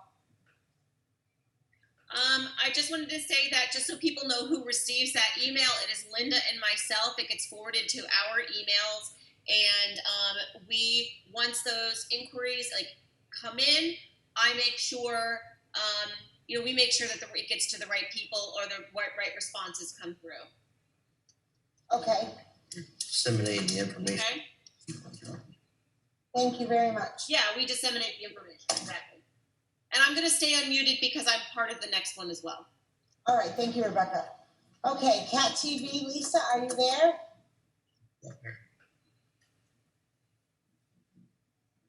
Can the host please unmute She's- Lisa? She is. I'm here. Can you hear me? Hi, Lisa, are you there? I am. Can you hear me? Now I can, Yep, thank now we you. can. Okay, I just wanted to get my video going so you could see me. I hope that you can see me. Yes, we can. Hi, how are you? Good, how are you? Good. So thanks for letting me come and speak with you tonight. My name is Lisa Beyer. I am the Executive Director of CAT TV. I've been with CAT TV for 23 years, and I've been the director since 2003. So I prepared some remarks tonight, but I'd be happy to answer any questions that you have. So please feel free to ask. I want to apologize for the issues that we had during our coverage of the July 23rd Select Board meeting. The error that occurred should never have happened, and we're really sorry that it disrupted your meeting. Unfortunately, it was human error, and it was a mistake made by our technician. He has issued an apology to the board and to the residents, and I hope that you've all had a chance to see that. If you haven't, I can get you a copy of that. As a matter of procedure, he was reprimanded and placed on probation. I do know that he feels awful about the situation and acted appropriately since the discovery of the error. I have fully reviewed the recording, and I'm happy to discuss all the details if you'd like, but I can assure you that the majority of the disruption was a non-related phone conversation that was being overheard. During that time, there was no reference to or disparaging remarks about the Pownal Select Board. I understand that that was hard, that it would have been difficult to understand that because it was confusing. The other disruptions generally took place in executive sessions and were primarily centered around the length of the meeting. I apologize, my dog has decided to pick up a squeaky toy.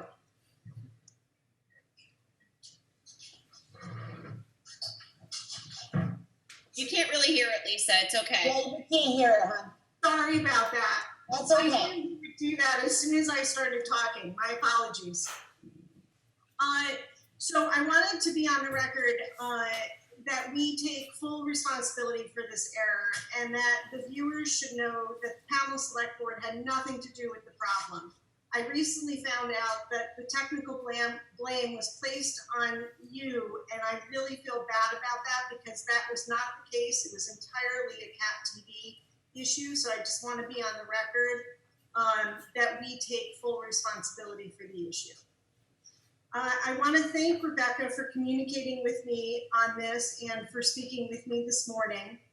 I actually think that this situation gives us a great opportunity to strengthen our partnership between CAT TV and the town of Pownal. With that in mind, I want the board and the Pownal residents to know that we're here to help. Our goal is to document town business and keep the doors of democracy open and engage citizens in the governmental process. This is a role that we've played for decades here in Pownal, and it's a role that we take very seriously. We serve to document, not to editorialize on what's being discussed. This is a unique resource that provides true, transparent, and unbiased account of the town business to the widest audience possible through our channels, our website, and Facebook page. I wanted to provide a bit of a background on our contract with you to cover the meetings. Until last year, CAT TV covered all of the meetings in all of the towns that we cover, so that's more than 20 meetings per month. We did that at our own expense, but financial concerns caused us to rethink what was sustainable. We're primarily funded through a percentage of local cable revenues that is collected by Comcast Cable, but there are major threats against our funding base. First is the cord cutting phenomenon, in which people are ditching their cable subscriptions in favor of online streaming solutions. That is a direct hit to our funding base. The second is regulatory changes that big cable companies are pushing for that allow them to sidestep their responsibilities to provide local stations like CAT TV. So we continue to wage a battle against these threats, both on a statewide and a national basis. But we had to rethink our bottom line, and that included charging for meetings. It was a huge organizational shift for us, and it was not an easy transition, but it was absolutely necessary. Our commitment to our mission to provide access to free speech, to provide transparency in government, and provide a wide, diverse voice to our viewers has never faltered. We take meeting coverage as seriously now as we did before these financial concerns. When COVID hit, we quickly adjusted and worked to find solutions so that all the boards could reach their constituents. The situation hasn't been ideal, but none of us thought we'd still be dealing with it, but here we are. This current setup that we came up with requires 2 technicians to be on site at our studio in order to get the meeting up on all of the platforms. We also still need to process the meeting for at least an hour before it's ready to go up onto the channels. So because of that, we're actually spending more staff time than we were in the pre-COVID world, as was stated in the contract. So I just wanted to clarify that, since I can understand it might appear as though those extra 2 hours for the setup and breakdown and meeting processing, it may appear as though those aren't necessary in this current configuration, but that's actually not the case. We're actually spending more staff resources to cover the meetings the way we have to cover them now. So in closing, I want you to know that we're committed to working with you to ensure that you're getting what you need from us, that the Pownal residents are able to access coverage of the important work you're all doing. We hope that this creates an open dialogue and that we can build on our working relationship. As a side note, it's always frustrating when we have technical issues, and we've had them through the years, obviously. And I've always said, when we have the failures, that's when we really know people are watching and that the work that we're doing does matter. And I can't help but draw a parallel to this situation. By your own account, dozens of viewers reported this issue to you. That tells me, number 1, people are watching. Number 2, the work that you do is critical. And 3, that people rely on CAT TV to document the democracy that's at work. So I really hope that you'll allow us to continue to provide this service so that you can continue your important work. And I'm happy to answer any questions that you have. Go ahead, Bob. So I just wanted to say that, in my 2+ years on the board, I have to say that CAT TV has been a good partner, and the technicians that you've sent out have been professional. They've been courteous. They've been competent, and they've really done a good job. So I trust totally that this was this was one of those anomalies that won't happen again. But stuff happens. However, we also do have that obligation to find ways to cut costs, and just to put it in perspective, when we, just as you said, it was free, and then the first year I think it was something like $2,400. And then we only got it down to whatever it is now from what we thought was going to be closer to 10,000 by cutting the number of meetings. Right. So it is starting to be something that's that digs into our taxpayers. And so if we can work creatively to find But Channel 17, you know, Cat TV, it's important. We have, even though there is that shift toward online, toward streaming, we have a lot of citizens, particularly our older citizens, that just aren't online. Absolutely. Information from Cat TV, so it is important in that regard. But I think we really need to find a way to make that more affordable for the taxpayer. I mean, you know, we have some pretty exciting meetings, and we think they're worth some money. So that was kind of a joke. But we do have, but it is certainly content, and it we just have to find, we really do need to find cheaper ways to do it, because it's going up rapidly. And that's only just, you know, I do know that we in the first year that we did it, we did make the town aware that the price would increase and how much it would increase. So we did that in hopes that it would be considered in the budget process. So I apologize if that was a surprise, because it had been indicated prior. The first year, basically, we didn't charge for the setup and breakdown and the processing, which is about 2 hours more per meeting. The first year, we were doing just the meeting length, and that we averaged that out to be about an hour and a half. And as you can see tonight, you know, we're already at 2 hours. right. And I was hoping that we might be able to find some way that that we would combine streaming and maybe send you the content and it can be posted, or I mean, it's nice that it's live, but you know, there's other ways to make it live. I was really hoping that there was a more cost-effective way to do it. Well, I guess it's certainly something that we can discuss. You know, I think that there's a lot of things to consider. Any more questions for Lisa? Thank you, Lisa, so much. Can I just jump in really quickly? Oh, sure, Rebecca, Jump go in? ahead, please. What I was going to suggest is that, you know, Lisa and I could continue to have a conversation about, I could get more clarity on the numbers and the times of our meetings and things like that. And I can have that conversation with her about thinking creatively. And then I can, you know, so that way you don't have to try and do it on the fly right now. You know, Lisa, you and I could talk again, I think, right? And that we had a great conversation this morning.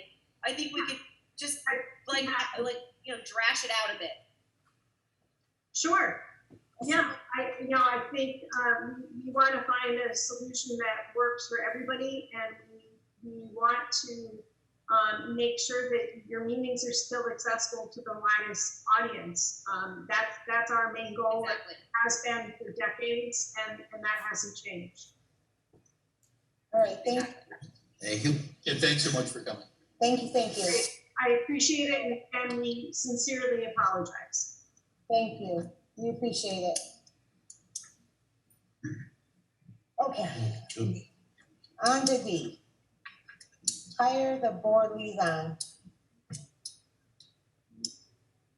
You only have one applicant, is that correct? I didn't see any others. Right, but it's on the agenda, so that's why I'm bringing it up. That's fine, I just wanted to make There's sure no that I other didn't miss. applications except for Rebecca Dragon. Okay.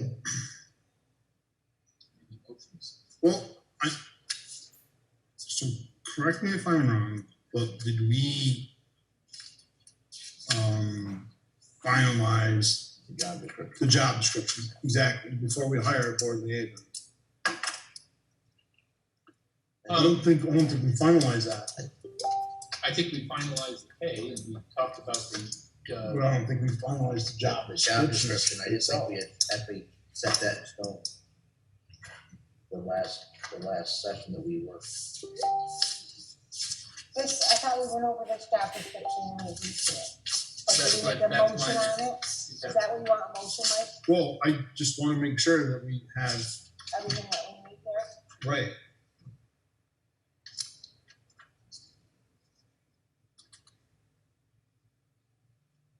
Right, the preliminary job description for the board liaison and executive assistant to be discussed in executive session.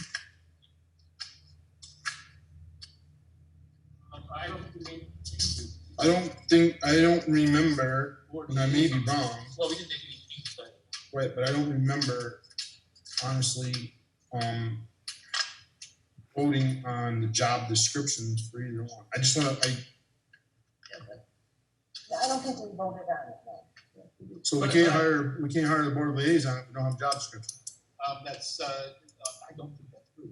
We hired others, we hired the town administrator without having the final. We had a, So We can had a- make a Look, second? I'm totally for hiring Rebecca, okay, don't get me wrong, but I'm totally against hiring somebody without a job description in place So for have the you read job. the job description? Well, Have you read the job description? We discussed it. and we made Are some you okay changes with to it? The only thing we talked about was the pay. And we threw in a 90-day review, but that's not part of the description. That's a process. that's part of our policy for personnel, right? I don't- We have not approved a job description for board liaison for the town of Pownal. I have a motion that we approve this job description for the board liaison. I second it. Any more discussion? I didn't think we had finalized, We're finalizing it right now. and that's beautiful, that's what needs to be That's all done. I'm asking. Mike, Aye. Angie, I, Jamie, Alright, okay. now we can take it, Now I'll make a motion, we'll hire Rebecca Dragon as the only applicant for the position of board liaison. also, glad we second that. Any discussion? None. All right, Mike, Aye.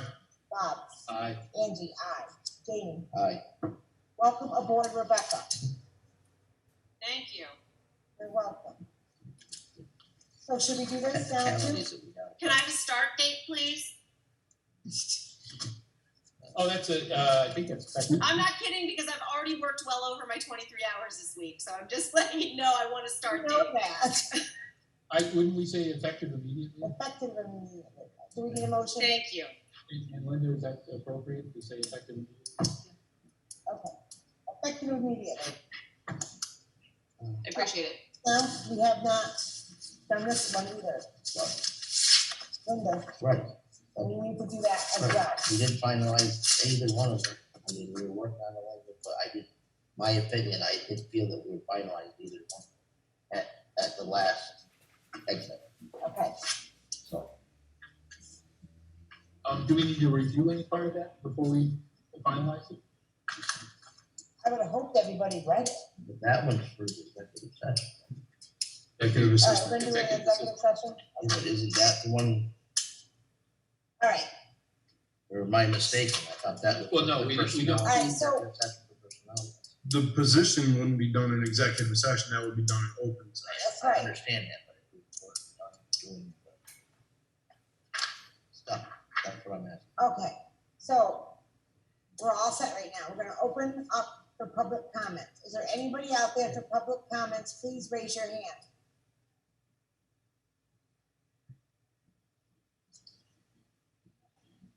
Yeah, we've only got a couple people even watching. Anybody, There's nobody out there that wants to make a public comment? nobody giving a hand shaking there. I make a motion, we adjourn this meeting, move into executive session. We don't adjourn this one. Can't adjourn them. Well, We Motion to go to executive session. motion to second, executive a second to go into executive session for personnel. Okay, Is that what you want to do? Aye. Bob, Aye. Angie, I. Aye. All right, we're going into executive session For personnel. for personnel.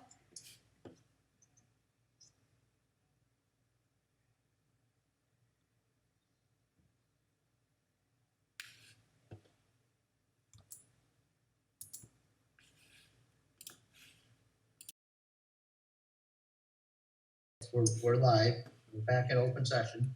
Acknowledge that, and then click on the video.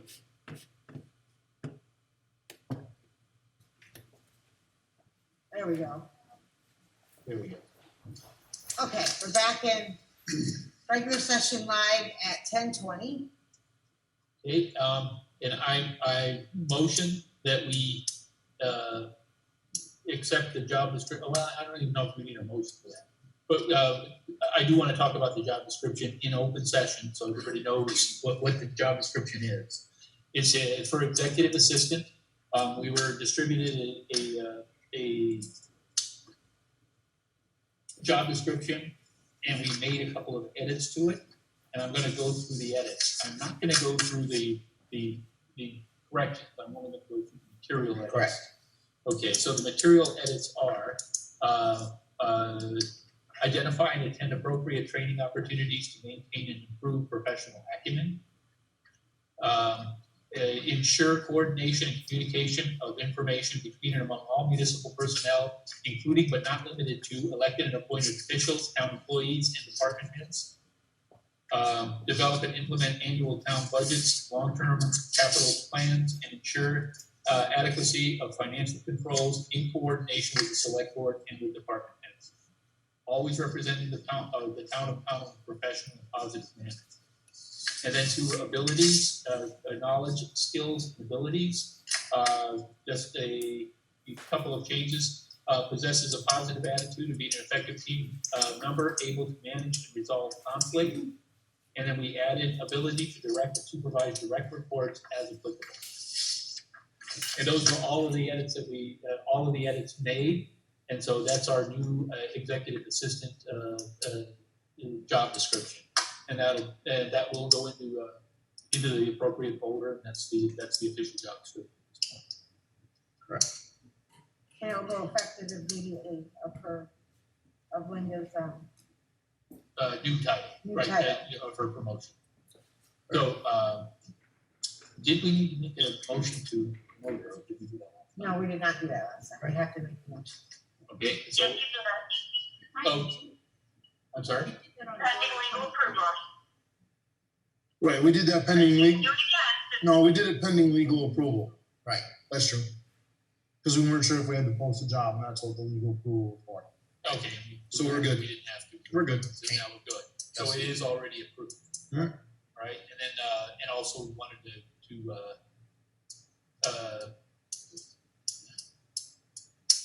well, I guess, we had another option here, right? We had another thing to do. We discussed the pay. I think, the pay, and that comes with a pay increase of 3% over the current rate.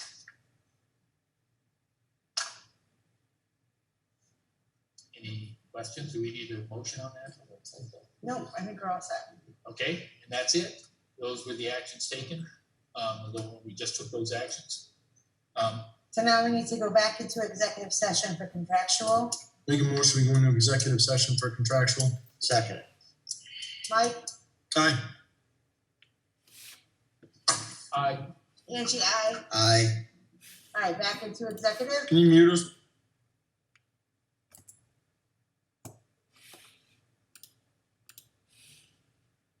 Board liaison, Rebecca Jagan.